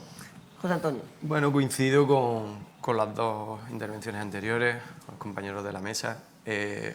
Este ingreso es una ayuda subjetiva que el actual gobierno de la nación puso sobre la marcha, en funcionamiento, perdón, y creo recordar que hubo mucha crítica, ¿no? Pero ahora lo que estamos viendo es que viene a tratar de paliar esa situación en la que muchas familias en Ceuta, muy bien lo han dicho anteriormente, viven, ¿no?, en un umbral de la pobreza. Pero aquí hay una reflexión también que hay que hacer, hay que poner sobre la mesa, en el sentido de que hay un gobierno autonómico que viene gestionando tanto los recursos propios de los presupuestos de la ciudad, como decía, como los que vienen de Europa, porque aquí llega cantidad de ingente de dinero, y de alguna manera también hay que responsabilizarlo de no haber alcanzado o no haber propuesto una alternativa al modelo económico, que estoy totalmente de acuerdo, es el principal problema que tenemos en la ciudad, ¿no? La falta de acceso al empleo, de tener un sistema económico basado en otra cosa que no sea los servidores públicos, y en ese sentido hay que responsabilizar también, no digo culpabilizar, pero responsabilizar al que lleva más de 20 años gestionando los intereses de esta ciudad. Estamos igual, lo decía él anteriormente, estamos igual desde hace muchísimos años, pero aquí llega fondos europeos, llega fondos del Estado, tenemos un presupuesto muy cuantioso, y eso no ha servido para poner más allá de un modelo que ahora solo quieren pivotar en torno al juego online. Esa es la gran apuesta del desarrollo económico del actual gobierno autonómico de la ciudad autónoma en materia de empleo, el juego online. En fin, no. Eso es parte del problema, pero a los datos lo que viene es a dibujar esa situación deficitaria en la que nos encontramos como sociedad, porque una sociedad que necesita o que tiene una cuantía o un número de beneficiarios de salario mínimo vital tan alta como la nuestra, en un porcentaje de una población como la nuestra, pues lo único que viene es a hacer la radiografía de la situación en la que nos encontramos, ¿no? ¿Y qué medidas se podrían implementar para cambiar esa radiografía y que esa cifra que estamos dando pues sea muy inferior? José Antonio. Bueno, las medidas no son sencillas. Cualquier medida que se adopte en este sentido tiene que ser, entiendo, consensuada. Y yo pediría que inicialmente en esa toma de decisión o en ese proyecto participen personas ajenas al ámbito político. Aquí tenemos técnicos, pero es que tenemos una universidad, tenemos unos agentes sociales, tenemos unos agentes empresariales, tenemos una serie de personas que pueden tener esa primera visión o pueden tener esa visión, independientemente que luego, evidentemente, la decisión la tiene que tomar la parte política. No podemos seguir siendo una ciudad libre de impuestos. Yo sé que suena mal, yo sé que suena fatal, pero para que nosotros estemos libres de impuestos o prácticamente libres de impuestos, lo único que se consigue es que el resto de los españoles pague impuestos. Va a llegar un momento, o puede llegar un momento, que esa solidaridad que tienen desde el resto de España hacia nosotros encima se vea truncada. Tenemos un ejemplo que ha ocurrido ya en varias ocasiones a lo largo de estos años. El alcalde o los alcaldes de la línea, que dicen, yo también. De momento, pues el yo también ha quedado en eso, pero esta sensación o esto puede hacerse o extenderse más por el resto del territorio y decir, bueno, allí no pagan impuestos, allí prácticamente no pagan impuestos, allí tienen casi todo gratis, tienen una serie de tal. ¿Por qué? Así de sencillo. José Antonio Carraca no está de acuerdo. No estoy de acuerdo.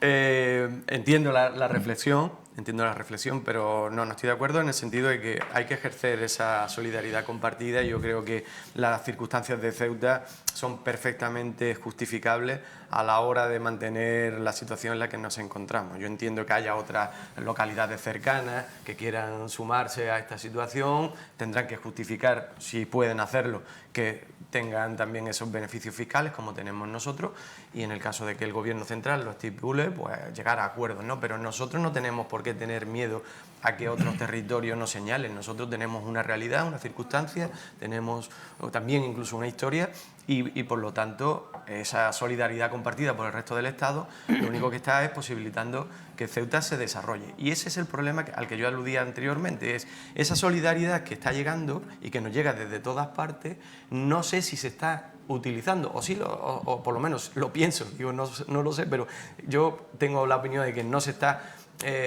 aprovechando para, después de 20 años, haber puesto a Ceuta en otro camino. Porque has preguntado por las soluciones. Soluciones no son sencillas y tampoco son de un día para otro, pero en 2 décadas ya deberíamos ver un horizonte que no se atisbe. Jesús, ¿tú estás de acuerdo? No, claro, absoluto. Vamos a ver. En que Ceuta... Tema de solidaridad, podemos poner como ejemplo el País Vasco, Navarra y ahora Cataluña, hablando de solidaridad. Hablando de beneficios fiscales, podemos poner a Canarias.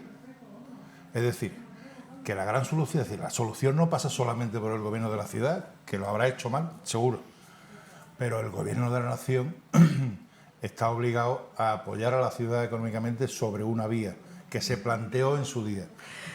Discúlpame un momento, Jesús, tenemos que irnos rápidamente a la sala de prensa del Palacio Autonómico a escuchar, ahora continuamos si nos da tiempo con esa exposición.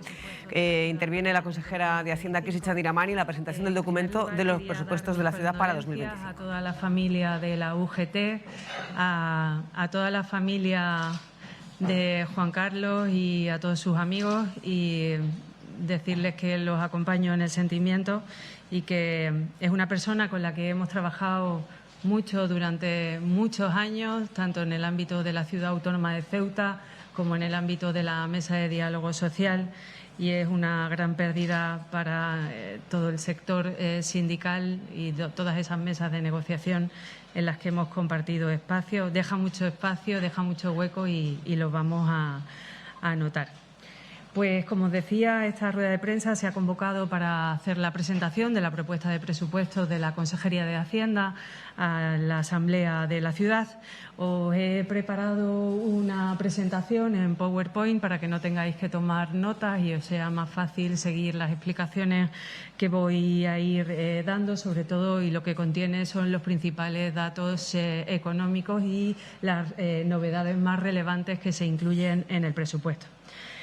Como sabéis, el Gobierno de la ciudad se ha marcado unas líneas de trabajo fundamentales para estos próximos años, en esta legislatura, y que sin ánimo de ser muy exhaustiva se pretende, lo hemos dicho muchas veces, pero no está de más repetirlo, potenciar y solicitar la presencia del Estado para garantizar de nuevo unos niveles de calidad de servicios públicos y suministros equiparables a la media nacional, sobre todo generar renta y empleo, favorecer el arraigo de la población y transmitir confianza, un valor fundamental para todos los ceutíes y también para el Gobierno de la ciudad.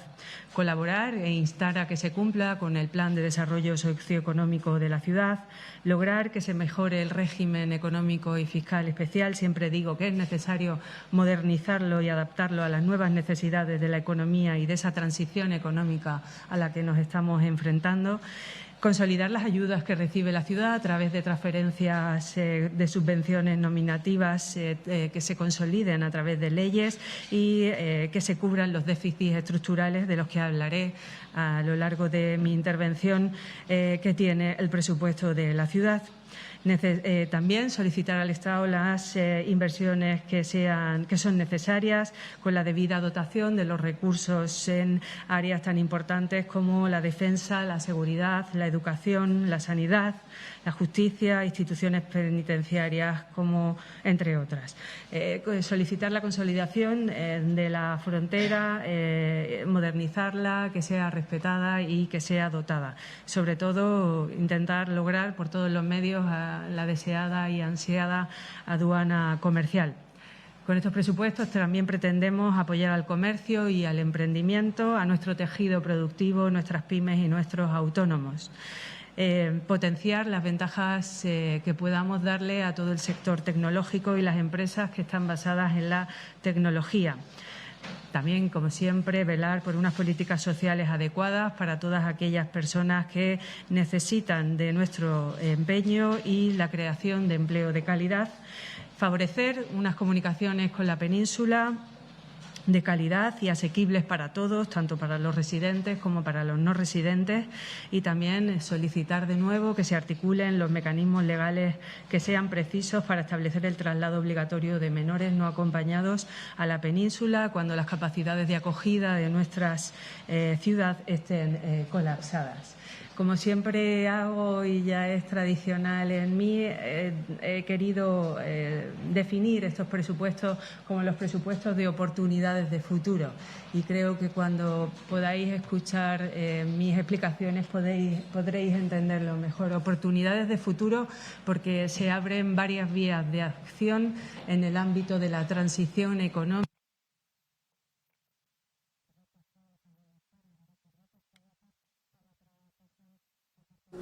Se sientan las bases de los nuevos retos a los que se enfrenta la ciudad de Ceuta. Los presupuestos de la ciudad para el año 2025 vuelven a basarse en el principio de prudencia, porque no hay presupuestos generales del Estado para el año 2025 todavía, igual que no los ha habido para el año 2024, y creemos que la estabilidad y hemos sido conservadores a la hora de prever cuáles van a ser los ingresos, y preveemos también ser conservadores en cuanto a los gastos, pues como decía, no sabemos cuál va a ser las directrices que marquen el presupuesto general del Estado. En cualquier caso, deciros que el presupuesto consolidado, incluyendo sociedades y organismos autónomos, llega a casi 417 millones de euros, un 8,06% de incremento con respecto al año 2024. Debéis tener en cuenta, y ya lo veremos en los cuadros en los que entraremos a continuación, que el año pasado se produjo una operación de refinanciación de 45 millones de euros que este año no se hace, pero que hay que tenerlo en cuenta. En cuanto veáis los cuadros consolidados lo vais a entender bastante mejor. Si entramos en el presupuesto de ingresos, podéis ver que se aumenta bastante el capítulo 2. Hablamos del IPSI importación y el IPSI gravamen complementario del tabaco.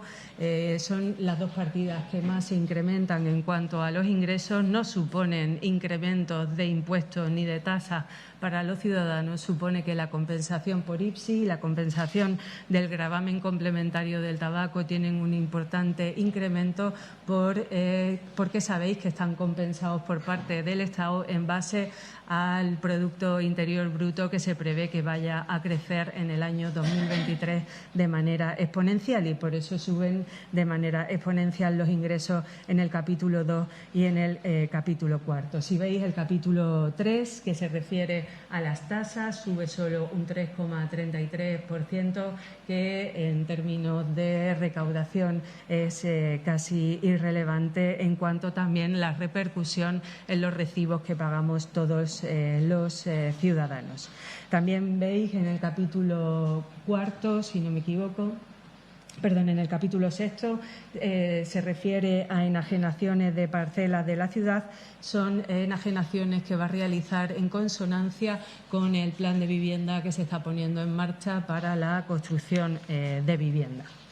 Si pasamos al capítulo de gastos, podéis ver que hay un incremento importante del capítulo 1 y tiene que ver no con otra cosa que no es la incorporación de Servilince como sociedad municipal y todo el personal adscrito a Servilince. Por eso sube tanto el capítulo 1 que se refiere a gastos de personal y también, ya lo explicaré un poco con más detenimiento más adelante, se incorpora una cantidad de 1 millón de euros para la aprobación de la RPT, de la Relación de Puestos de Trabajo en el año 25.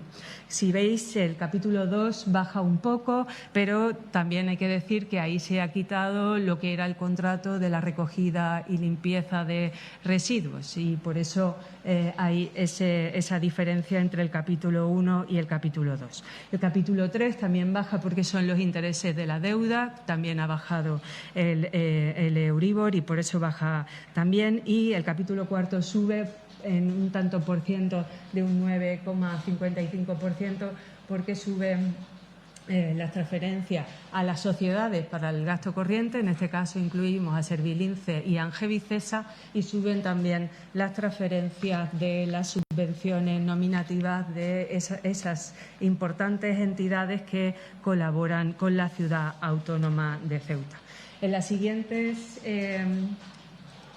presentación podéis ver os he hecho un poco la diferencia entre el 24 y el 25, no se ha puesto en el enunciado, pero el 24 es esta línea un poco más de mi derecha y la siguiente es el 24. O sea, esta es el 25 y la de allí el 24 y el tanto por ciento de diferenciación, para que veáis que se incrementan todas las consejerías, fundamentalmente la Consejería de Presidencia, porque se incluye un fondo extraordinario no disponible para la atención de menores no acompañados de 11 millones de euros. Y se incluye también en la Consejería de Servicios Urbanos, que también aumenta de manera importante todo lo que tiene que ver con Servilince, Angevicesa y el mantenimiento de todos los espacios públicos. Aumenta también, como veis, la Consejería de Comercio, Turismo, Empleo y Deporte, porque se dota al Hotel Puerta de África con una cantidad importante para atender la licitación del edificio. De todas formas, esta es una cifra global, luego entraré en el detalle de cada una de las consejerías para que tengáis conocimiento de todos los incrementos que se han producido en los diferentes servicios y para que comprendáis mejor por qué yo los detallo. Yo digo que estos presupuestos son los presupuestos de las oportunidades de futuro. En cuanto a las sociedades municipales y organismos autónomos, aquí tenéis la diferencia entre en esta slide sí que he puesto el 25 y el 24, de las transferencias corrientes que van a recibir las mismas, lo que recibieron en el 24, lo que recibirán en el 25 y la diferencia de presupuestos que fundamentalmente, si descontáis a los 33 millones de la última casilla, tenéis que descontar los 25 de Servilince que no estaban en el presupuesto del 24, pues ya podéis ver los incrementos que van a tener las sociedades y el importante esfuerzo que hacemos para la prestación de servicios. Estas son las transferencias de capital, que donde se produce el descenso más importante es en Acensa, debido a que ya se han incluido aquellas que tienen que ver con la limpieza, que hasta que se municipalizó la dirección facultativa estaba en Acensa, como todos ustedes saben. ¿Motivos para la esperanza? Bueno, aquí os he querido hacer un poco de resumen de cifras macroeconómicas que todos conocéis y que os pueden servir para saber cuáles son los índices macroeconómicos que afectan a la ciudad de Ceuta y con los que nosotros hemos ido trabajando para elaborar estos presupuestos y que están actualizados al tercer trimestre de este año, es decir, que están cerrados a 30 de septiembre de este mismo año, con lo cual esas cifras macro os pueden servir para saber en qué posición se mueve la ciudad de Ceuta. Decir que todavía no está el PIB, este cuadro se refiere al Producto Interior Bruto, que desde que pasamos la crisis de la COVID 2020 estamos en constante crecimiento. Los últimos datos que tenemos son los del 2022. En breve tendremos seguramente los del 2023 y se prevé que tengamos unas cifras positivas en cuanto al crecimiento del PIB de la ciudad de Ceuta. Como ustedes saben, dentro de estas oscilaciones que tiene el Producto Interior Bruto de Ceuta, el sector público es muy importante y por eso hace que cuando la caída del PIB, como vemos en el 20, cuando la caída del PIB o las subidas, estas oscilaciones que tiene en la ciudad de Ceuta se mantienen porque se mantienen gracias a que tenemos un sector público muy potente con la intención de que podamos dar los mejores servicios, al menos como en las medias nacionales. En este apartado no me voy a enrollar mucho. Si necesitáis información más detallada, pues podemos darosla, pero creo que os sirve para contextualizar los presupuestos de la ciudad para el año 2025. Estos dos cuadros tienen que ver con el Euribor y la inflación. Deciros que el Euribor en el último trimestre se sitúa en el 2,9% y la inflación en el mes de agosto sitúa a Ceuta en el 0,6%, mientras que España ha estado en el 1,5%. Estos datos son importantes porque benefician o incentivan la inversión y creo que eso nos sitúa en una posición bastante adelantada en cuanto a la inversión que realizan las empresas y también la que realizan las economías familiares. El mercado de trabajo, la afiliación a la seguridad social se mantiene en ascenso en estos 3 trimestres del año. Ahora mismo, en cuanto a cifras de afiliación, parece que hemos entrado en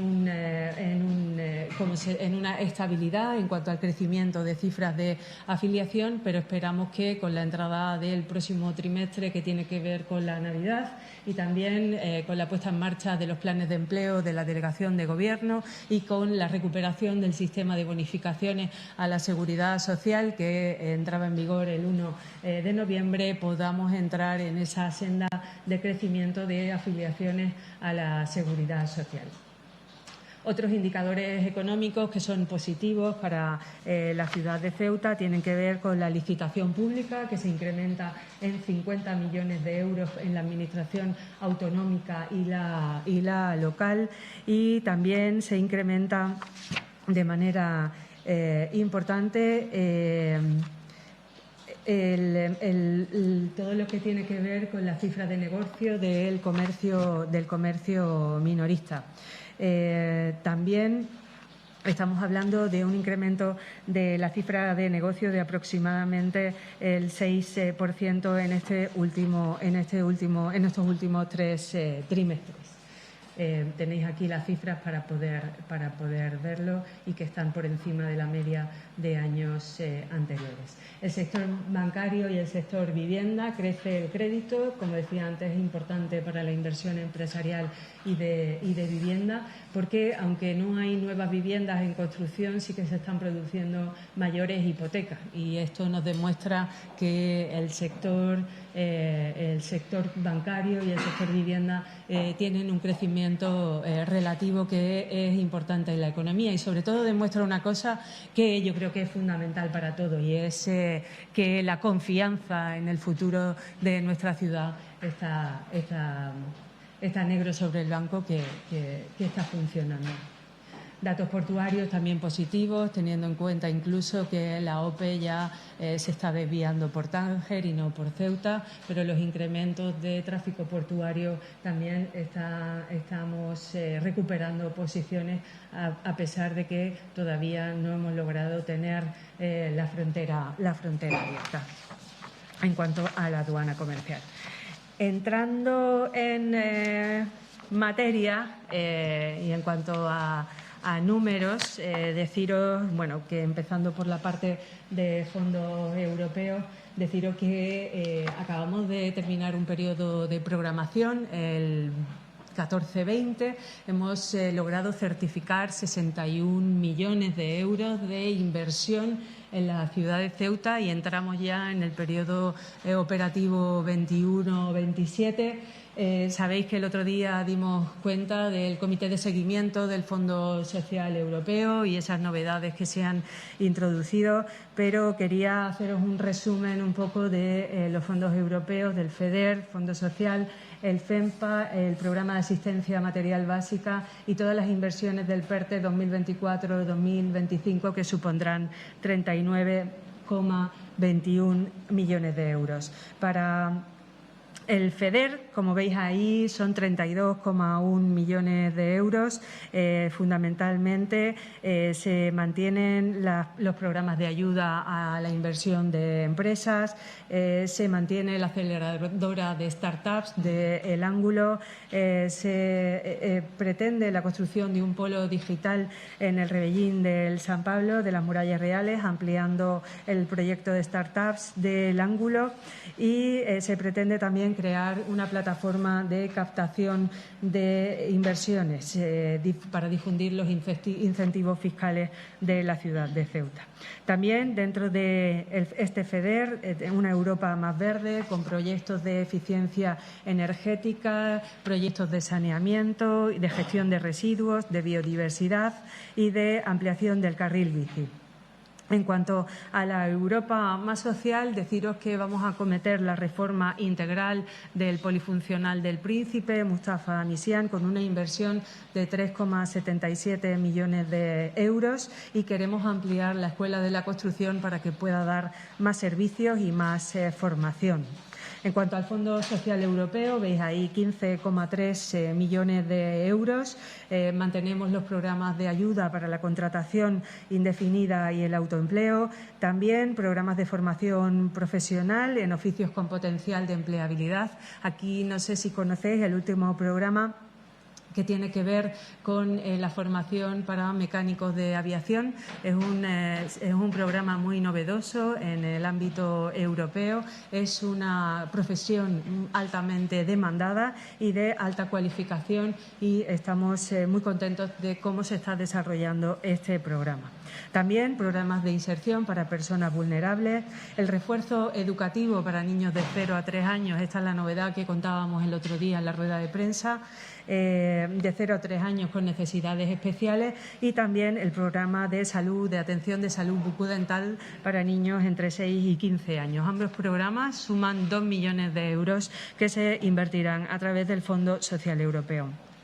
Con el programa FEMPA, 2,8 millones de euros, políticas marítimas, pesqueras y acuícolas, con el objetivo de generar sinergias entre los principales operadores locales del sector pesquero, náutico, turístico y deportivo.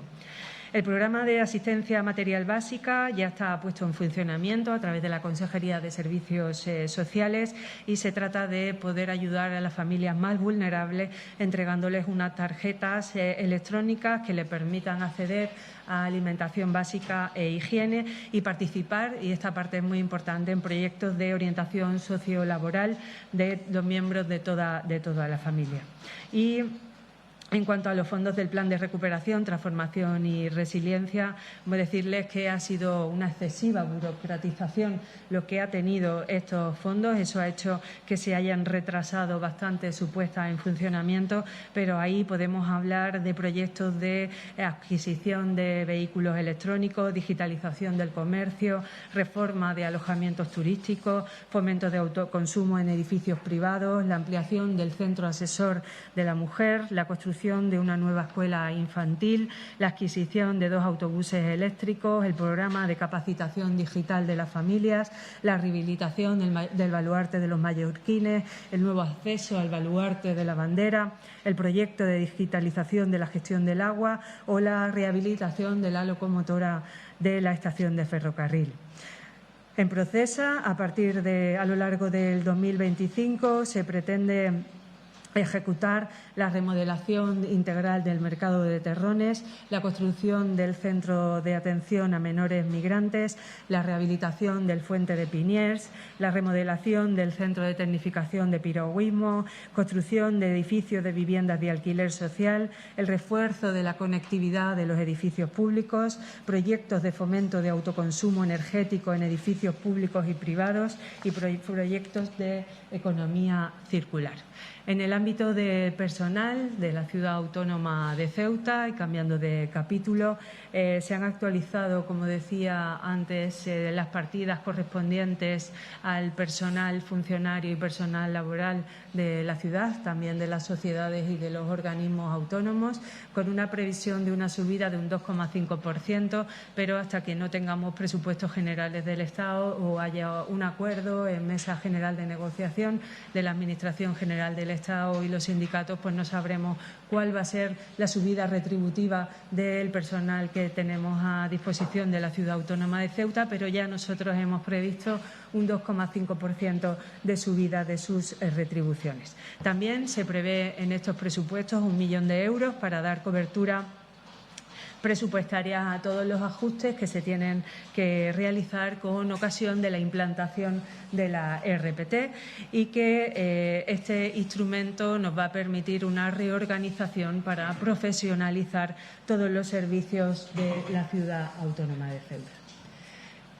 Para no aburrirles mucho, otro resumen que hemos puesto sobre la mesa es el plan plurianual de inversiones que suponen 219 millones de euros, un poco más de 219 millones de euros. Esta cantidad incluye los remanentes de ejercicios anteriores y los presupuestos del 2025, 26, 27 y 28. En la memoria que tienen en el pendrive tienen muy detallado cuál va a ser ese plan plurianual de inversiones. Yo le he puesto en estas slides, son 4 relativas al plan de inversiones, cuáles son las más relevantes, ¿no? Y tienen que ver con las barriadas fundamentalmente, la base de limpieza y la maquinaria de la nueva sociedad pública, Servilince, la rehabilitación de fachadas del Príncipe, el plan de vivienda pública supone 94 millones de euros, de los cuales 60 corresponden a la Ciudad Autónoma de Ceuta y 34 a la Administración General del Estado. Supone la construcción de 1.605 viviendas, ya sean construcción nueva o rehabilitación. En la memoria tienen detallado en cuáles son, qué promociones son y dónde son. Esto tiene relación con el ingreso en las parcelas por la venta de parcelas públicas.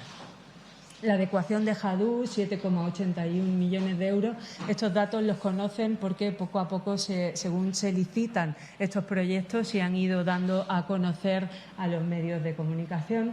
La fase segunda de la Marina Española, fase segunda del Paseo del Rebellín y Correos, la puesta en valor de los Trinitarios, el nuevo vial Puerto Ciudad, 6 millones de euros. Esta es una infraestructura que va a construir Ciudad y que el puerto ha hecho un enorme esfuerzo y un gran trabajo para recuperar espacios públicos para poder construir este vial. Inversiones a través del PERTE de turismo, 8 millones de euros. Bueno, pues tienen ustedes ahí toda la información. La incubadora de turismo, en este caso se incluye la incubadora de turismo de la Cámara de Comercio del INCIDE y otro edificio tecnológico que la Ciudad Autónoma está proyectando, mejoras en cementerios, mejoras en mercados, las nuevas dependencias en el Cine África, que son dependencias que queremos que sean propias de la Ciudad Autónoma de Ceuta para oficinas públicas. Centro de día de autismo, que tiene que ver con el centro que Procesa está poniendo en marcha a través del Fondo Social Europeo. Centro de menores, 8 millones de euros. Seguridad ciudadana, aquí incluimos la nueva sede del 112, los vehículos de bomberos y policías, la rehabilitación del polifuncional de la policía y los bomberos, y una inversión que me parece muy importante es el plan director de obras en colegios por valor de 10 millones de euros. Tienen aquí también una inversión importantísima que es $500.000 de euros aproximadamente para el campus universitario, para solventar esos problemas que últimamente hemos podido conocer en prensa y que tienen que ver con las filtraciones de la fachada. Queremos que toda esa necesidad de mejora de las infraestructuras públicas educativas sea una realidad en el año 25. Aquí tienen pues muchas más de las inversiones que va a realizar el Gobierno de la ciudad, la Asamblea de la ciudad, el albergue juvenil, el Parque de Regulares y Los Rosales, la regeneración de las playas de la Bahía Sur, el plan contra incendios y el Parque de Santa Catalina para terminar su rehabilitación. En materia de gasto corriente, en la memoria, en la última parte de la memoria, tienen un resumen por consejerías mucho más detallado de lo que yo les he puesto aquí, que al final no dejaba de ser un resumen. Cuáles son las principales novedades de todas las consejerías, ¿no? Como decía al principio, hay que tener en cuenta que se ha incluido una partida de gasto de 11 millones de euros para cubrir las emergencias de los menores extranjeros no acompañados, a la espera de que el Estado adopte la decisión definitiva de cómo va a ser la ayuda que se le va a dar a la ciudad de Ceuta, ya sea a través de fondos de la Unión Europea, de esos fondos extraordinarios que ya se habilitaron en el año 2021, o sea a través de fondos propios del propio Estado o de los ministerios competentes. También en la Consejería de Presidencia se han incrementado las dotaciones para Radio Televisión Ceuta para que pueda emitir los partidos de la Asociación Deportiva Ceuta cuando juega fuera de la ciudad, y esto ya lo había dicho antes, se activa para la Policía y Bomberos una partida específica para mejorar sus dotaciones. En la Consejería de Fomento, Medio Ambiente y Servicios Urbanos, el objetivo fundamental es mejorar la calle donde vivimos todos, donde convivimos todos. Y me refiero a servicios como son la limpieza, los residuos, los jardines, el ornato, el mobiliario urbano, las playas, el alumbrado público, las vías públicas. Se incrementan las dotaciones a Ubimasa y a Ubimace, por supuesto, se incorpora a Servilince dentro de la Consejería de Fomento, Servicios Urbanos y Medio Ambiente. Y incluyendo la dotación de las Brigadas Verdes podemos sumar 60 millones de euros para todo lo que tiene que ver la atención de servicios básicos, un 12,3% más que el año pasado. También se han incorporado 2 millones de euros más, llegando hasta los 8,6 millones de euros para atender el traslado de residuos de la ciudad, para intentar solventar el problema tan importante que tenemos con el traslado de residuos, para acometer la licitación de este proyecto. Por supuesto, se ha incluido el plan de vivienda, al que me he referido antes, y se ha incrementado la transferencia del bono alquiler joven para que, mientras ponemos en marcha el plan de vivienda, que va a suponer la construcción de 1.600 viviendas, la construcción y rehabilitación, podamos ir paliando las ayudas a nuestros jóvenes. Angevicesa también tiene un incremento importante para la atención al transporte público de más de 2 millones de euros, y ya se ha incluido la atención del servicio del autobús búho, que va a trabajar por las noches. En cuanto a la Consejería de Hacienda, Transición Económica y Transformación Digital, pretendemos fundamentalmente focalizar todo el esfuerzo y el objetivo que hacemos en la Consejería de Hacienda, Economía y Transformación Digital en la economía del conocimiento, y por eso se ha dotado a la Universidad de Granada con 1 millón de euros para mejorar los grados y másteres que ofrece la Universidad de Granada en la ciudad de Ceuta, y también 1,4 millones de euros en la transformación digital para trabajar con aquellas empresas que sean líderes en ciberseguridad, inteligencia artificial, alta tecnología, robótica, nanotecnología o industria aeroespacial. Se incluyen también, por supuesto, un convenio con ENISA, con la empresa pública ENISA. Estuvo hace poco en la ciudad de Ceuta y ustedes saben que se dedican a la financiación a través de préstamos participativos a empresas tecnológicas y de startups, y también pretendemos que ENISA pueda reforzar todo el trabajo que hace en la ciudad de Ceuta, pues con la participación de estos préstamos participativos con financiación de la ciudad autónoma de Ceuta. Vamos a continuar realizando talleres de empleo en Procesa por importe de 700.000 euros y se ha programado también una partida de 300.000 euros en el ámbito de Procesa para ayudar a aquellas zonas comerciales, aquellos comercios, empresas, autónomos y pymes que se van a ver afectados por diversas obras que va a acometer la ciudad y de que hemos hablado antes en el plan de inversiones. En cuanto a educación, es muy importante que hemos incrementado hasta los 3.250.000 euros el cheque infantil, así el cheque de libros escolares, de forma que aquí tienen apuntado cómo van a quedar pasando el cheque infantil de 80 a 125 euros, el cheque de primaria de 150 a 250 euros, el cheque de secundaria de 150 a 300 euros para el próximo año escolar 2025-2026. Pretendemos también asumir la educación gratuita de 0 a 3 años, es decir, ya lo era en las escuelas públicas, en las guarderías públicas y pretendemos que también lo sea para las escuelas privadas, intentando concertar con las escuelas privadas que hay en la ciudad todas las plazas de guarderías que se ofrecen. Los campamentos de verano tendrán un incremento de 150.000 euros. No solamente van a ser campamentos de verano, sino que también se van a poder atender actividades extraescolares en las tardes para aquellos niños que menos posibilidades tienen. Se incrementa también, se ha repetido, la educación gratuita de 0 a 3 años y la gratuidad de guardería. Se incrementa también el contrato de limpieza de los colegios hasta llegar a los 2,4 millones de euros y también se incrementa el mantenimiento de los mismos, pasando a ser de 0,5 millones de euros. También el plan director de obras, como decía antes, incluye 10 millones de euros para los próximos 4 años. La Universidad de Granada, 1 millón de euros para la economía del conocimiento y pasando al área de servicios sociales, tenemos que decir que se incrementan todos los contratos que tienen que ver con la atención de mayores, ya sean plazas propias o plazas concertadas. También se incrementan las actividades para nuestros mayores, sumando casi 300.000 euros.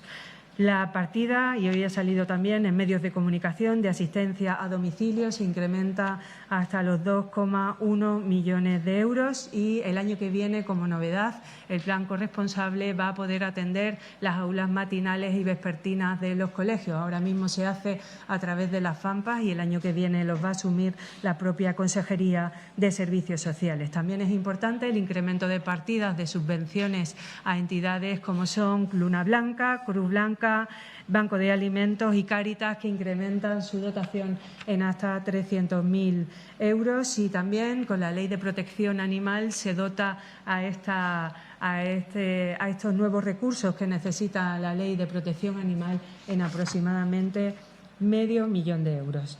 En el área de deportes, turismo, comercio y empleo, deciros que se incrementan las dotaciones a algunos clubes que han pasado o suben de categoría y necesitan más dotación, pero también el ICD va a destinar una partida muy importante a mejorar la prestación de servicios que ofrece en el Díaz Flor, de forma que tenga más actividades, ya sean de natación o de actividades en sala como fitness, yoga y artes marciales, entre otras. Y también la Consejería de Turismo, Comercio y Empleo, como decía antes, y en esto quiero explicarlo un poco mejor, va a dotar a la Sociedad Puerta de África con 2,1 millones de euros para atender a través de encomiendas de gestión que se le hagan desde otras consejerías a la propia sociedad para atender a los gastos de personal fundamentalmente que tiene la sociedad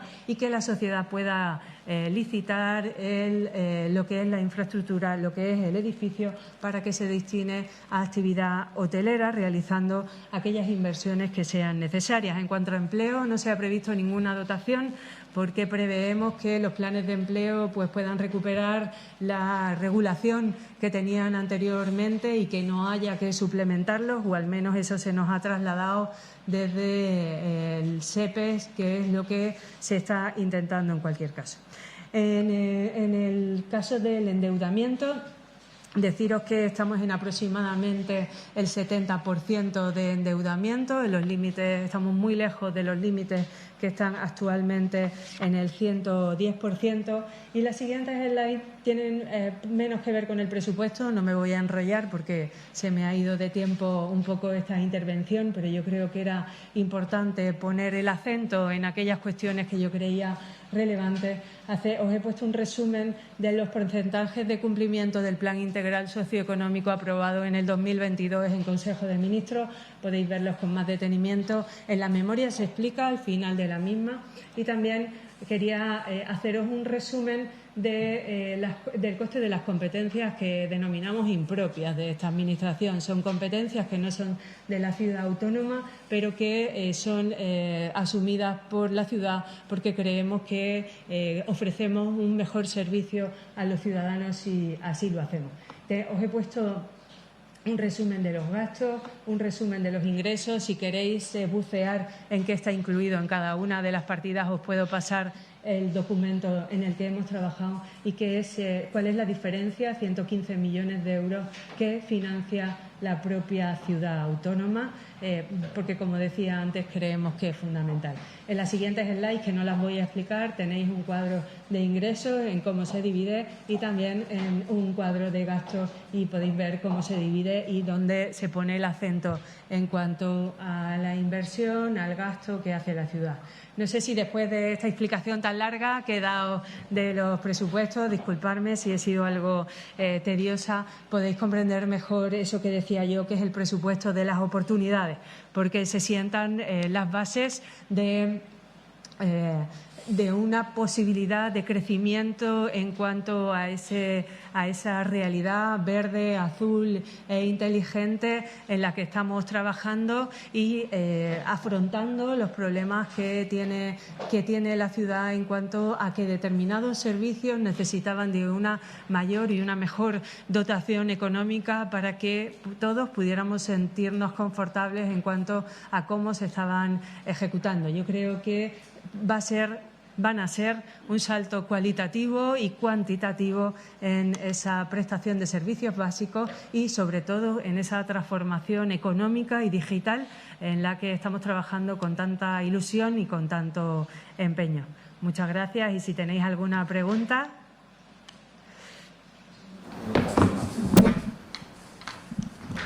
Hola, buenos días. Antes de hablar del presupuesto de 2025, en el que sí que vemos que ya están incluidos esos 11 millones de euros, en este caso indisponibles para atender a los menores, sí que me gustaría saber, le pregunto a su compañero cada martes en el Consejo de Gobierno, se dijo que estábamos llegando al límite, que no teníamos dinero para seguir haciendo frente a la atención de esos menores en lo que queda de año. ¿Cuál es la situación a día de hoy como consejera de Hacienda? Y entiendo que de ahí es de donde sale esa cifra de 11 millones para el año que viene, de los cálculos que han hecho respecto a este. Sí, efectivamente, la cifra de 11 millones sale de los cálculos que ha realizado la propia Consejería de Presidencia, y que en la memoria a la que tantas veces me he referido tienen ustedes una explicación de cómo salen esos datos. La situación es límite, entonces hasta la fecha hemos utilizado el fondo de contingencia en 2 ocasiones para poder afrontar el gasto de la atención con dignidad que merecen los menores extranjeros no acompañados, y estamos un poco expectantes a la reunión que tendrá la próxima semana el presidente de la ciudad con el presidente del Gobierno para saber cuál va a ser la posición y la situación de esta necesidad económica que tiene la ciudad autónoma. Si finalmente el Estado no se hiciera cargo de, de esta atención a los menores, ¿qué tendría que pasar? Bueno, ahí continúa ahora respondiendo a las preguntas de los compañeros la consejera de Hacienda, Kisi Chandiramani, que acaba de presentar el documento del presupuesto de la ciudad para 2025, un presupuesto que tiene un acumulado de 417 millones de euros. Es un 8% más que el del año anterior. Este año lo ha denominado el presupuesto de las oportunidades y los compañeros de los servicios informativos ya le ampliarán la información vinculada a esta presentación. 11:47, nos vamos ahora con Ana Biazán, que se ha ido a celebrar el Día de las Librerías. Muy buenas de nuevo, Ana. El Día de las Librerías es joven, se celebró por primera vez en el año 2011. Es una jornada que sirve para poner en valor, para poner de relieve la importancia que tienen estos negocios, las librerías, en la promoción de la lectura y, por lo tanto, de la cultura. No es fácil la supervivencia en los tiempos que vivimos, en la era digital. Sin embargo, dicen los datos, Daya Albadamal, responsable de la Asociación de Libreros, que cada vez leemos más y que en los últimos meses casi la mitad de la población se ha comprado un libro. ¿Es buena señal? Totalmente que sí. Buenos días, ante todo. Pues sí, reconocer que se está leyendo mucho más entre la juventud y sobre todo las chicas. Las chicas son las que más leen, pero hay que reconocer que en general se está vendiendo mucho de todo y muy diverso, y están entrando lecturas de todo tipo. Este año se pone de realce, esta jornada 11 del 11, el papel transformador que tienen las librerías. Por eso de que entras, sales con una nueva historia en la que luego te sumerjas y te convertirá en otra persona. ¡Qué bonito! Hombre, eso es lo principal de todo. Es el día 11 de noviembre, que se celebra el Día Mundial del Libro, se hizo para que los pilares de las librerías estuvieran en alza.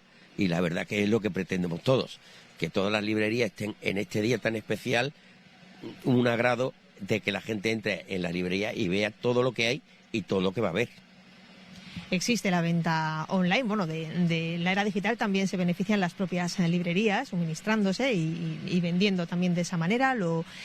Se requirió en tiempos de pandemia y es algo que no se ha dejado de hacer, pero sigue viniendo el cliente de a pie a asesorarse, a informarse sobre un libro. ¿Esto también ha ido a la alzada, Yal? Eso es todos los días, eso gracias a Dios todos los días. Tenemos a gente nueva que pregunta por un libro, y si no lo tenemos en físico, lo tenemos en la web, y en 4 o 5 días están en las librerías. Lo bonito es que siguen entrando gente preguntando. ¿Que la era digital está ahí? Pues sí, pero el papel, la gente quiere el papel y cada día se nota mucho más. ¿Y qué es lo que más está comprando? Bueno, en todo tipo de edades. Por ejemplo, ahora mismo acaba de llegar Arturo Pérez Reverte, que eso es un clásico. Luego tenemos aquí Un bosque tranquilo, que es multifull para niños a partir de 4 años, que es muy, muy interesante. Mindfulness para niños de 4 años en adelante. Sí, exactamente. Este acaba de llegar nuevo.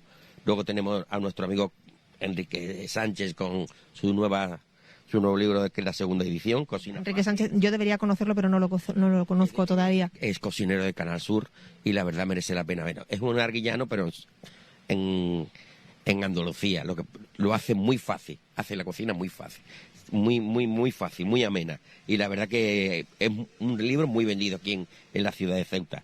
Luego tenemos a Máximo Huerta, que ya los conocéis todos, que es el libro Mi pequeña librería, un libro que acaba de llegar hace unos días y que cuenta su anécdota con su madre cuando era pequeño. Bueno, El diario de Grey, que es el último que ha salido, y esto es más para infantil juvenil, y bueno, es que no sé qué deciros. Voy a poneros también por variedad no va a ser, a Paloma Sánchez Garnica con Victoria, que es Premio Planeta 2024. Se notará, ¿no?, después de un respaldo como es el del Premio Planeta. El fuego en la garganta, el Si me afeita de Premio Planeta 2024, y luego yo diría que El rey de la ira para lectura juvenil este es el rey de los libros. Son 3 tomos y los 3 tomos se están vendiendo muchísimo y esperamos que en Navidades se dé el boom. Están leyendo nuestros jóvenes. Y sí, mucho, y además me encanta porque es parte de mi clientela, parte bastante, son chicos jóvenes y chicas jóvenes. ¿Cómo se está armando ya el sector librero para afrontar esa esa etapa, bueno, esos tiempos que acabas de citar, la Navidad, no es un momento sencillo. No, la verdad que no. La verdad que estamos recibiendo libros todos los días. Estamos todavía con un poquito de texto que nos queda por quitar del medio y ya empezar con los libros a tope y de todo lo que va a entrar, porque esto es lo principal de este mes. Todavía durante todo este mes siguen entrando todas las novedades, así hasta febrero. Pues que vaya muy bien la Navidad, por el bien de todos. Por bien de todo y para todos. Para todos, porque el sector librero sí mueve más de 2 millones de euros al año, emplea más de 10.000 personas, pero más allá de los datos lo que hace es vender historias y, como decíamos al principio, promocionar la lectura y, por ende, la cultura, que es todavía más importante. Pues claro que sí, Ana, muchas gracias. Y seguimos hablando de cultura y de promoción de cultura, en este caso cinematográfica, el séptimo arte. Y es que la Fundación Premio Convivencia arranca hoy la 19ª muestra de cine multicultural. El denominador común de esta 19ª edición es la resiliencia. Serán historias para dialogar sobre la resiliencia, la lucha de los protagonistas por encontrar libertad, dignidad o significado en sus circunstancias de vida. Las películas se van a proyectar desde hoy y hasta el viernes cada día en el Centro Cultural Estación de Ferrocarril a las 8:30 de la tarde. La película que se va a proyectar hoy lunes es a la que corresponden las imágenes que tienen en pantalla. El hombre que vendió su piel, una producción tunecina nominada a Mejor Película Extranjera de los premios Oscar en el año 2020. El hombre que vendió su piel. Esta tarde en la estación del ferrocarril a partir de las 8:30, entrada gratuita hasta completar el aforo.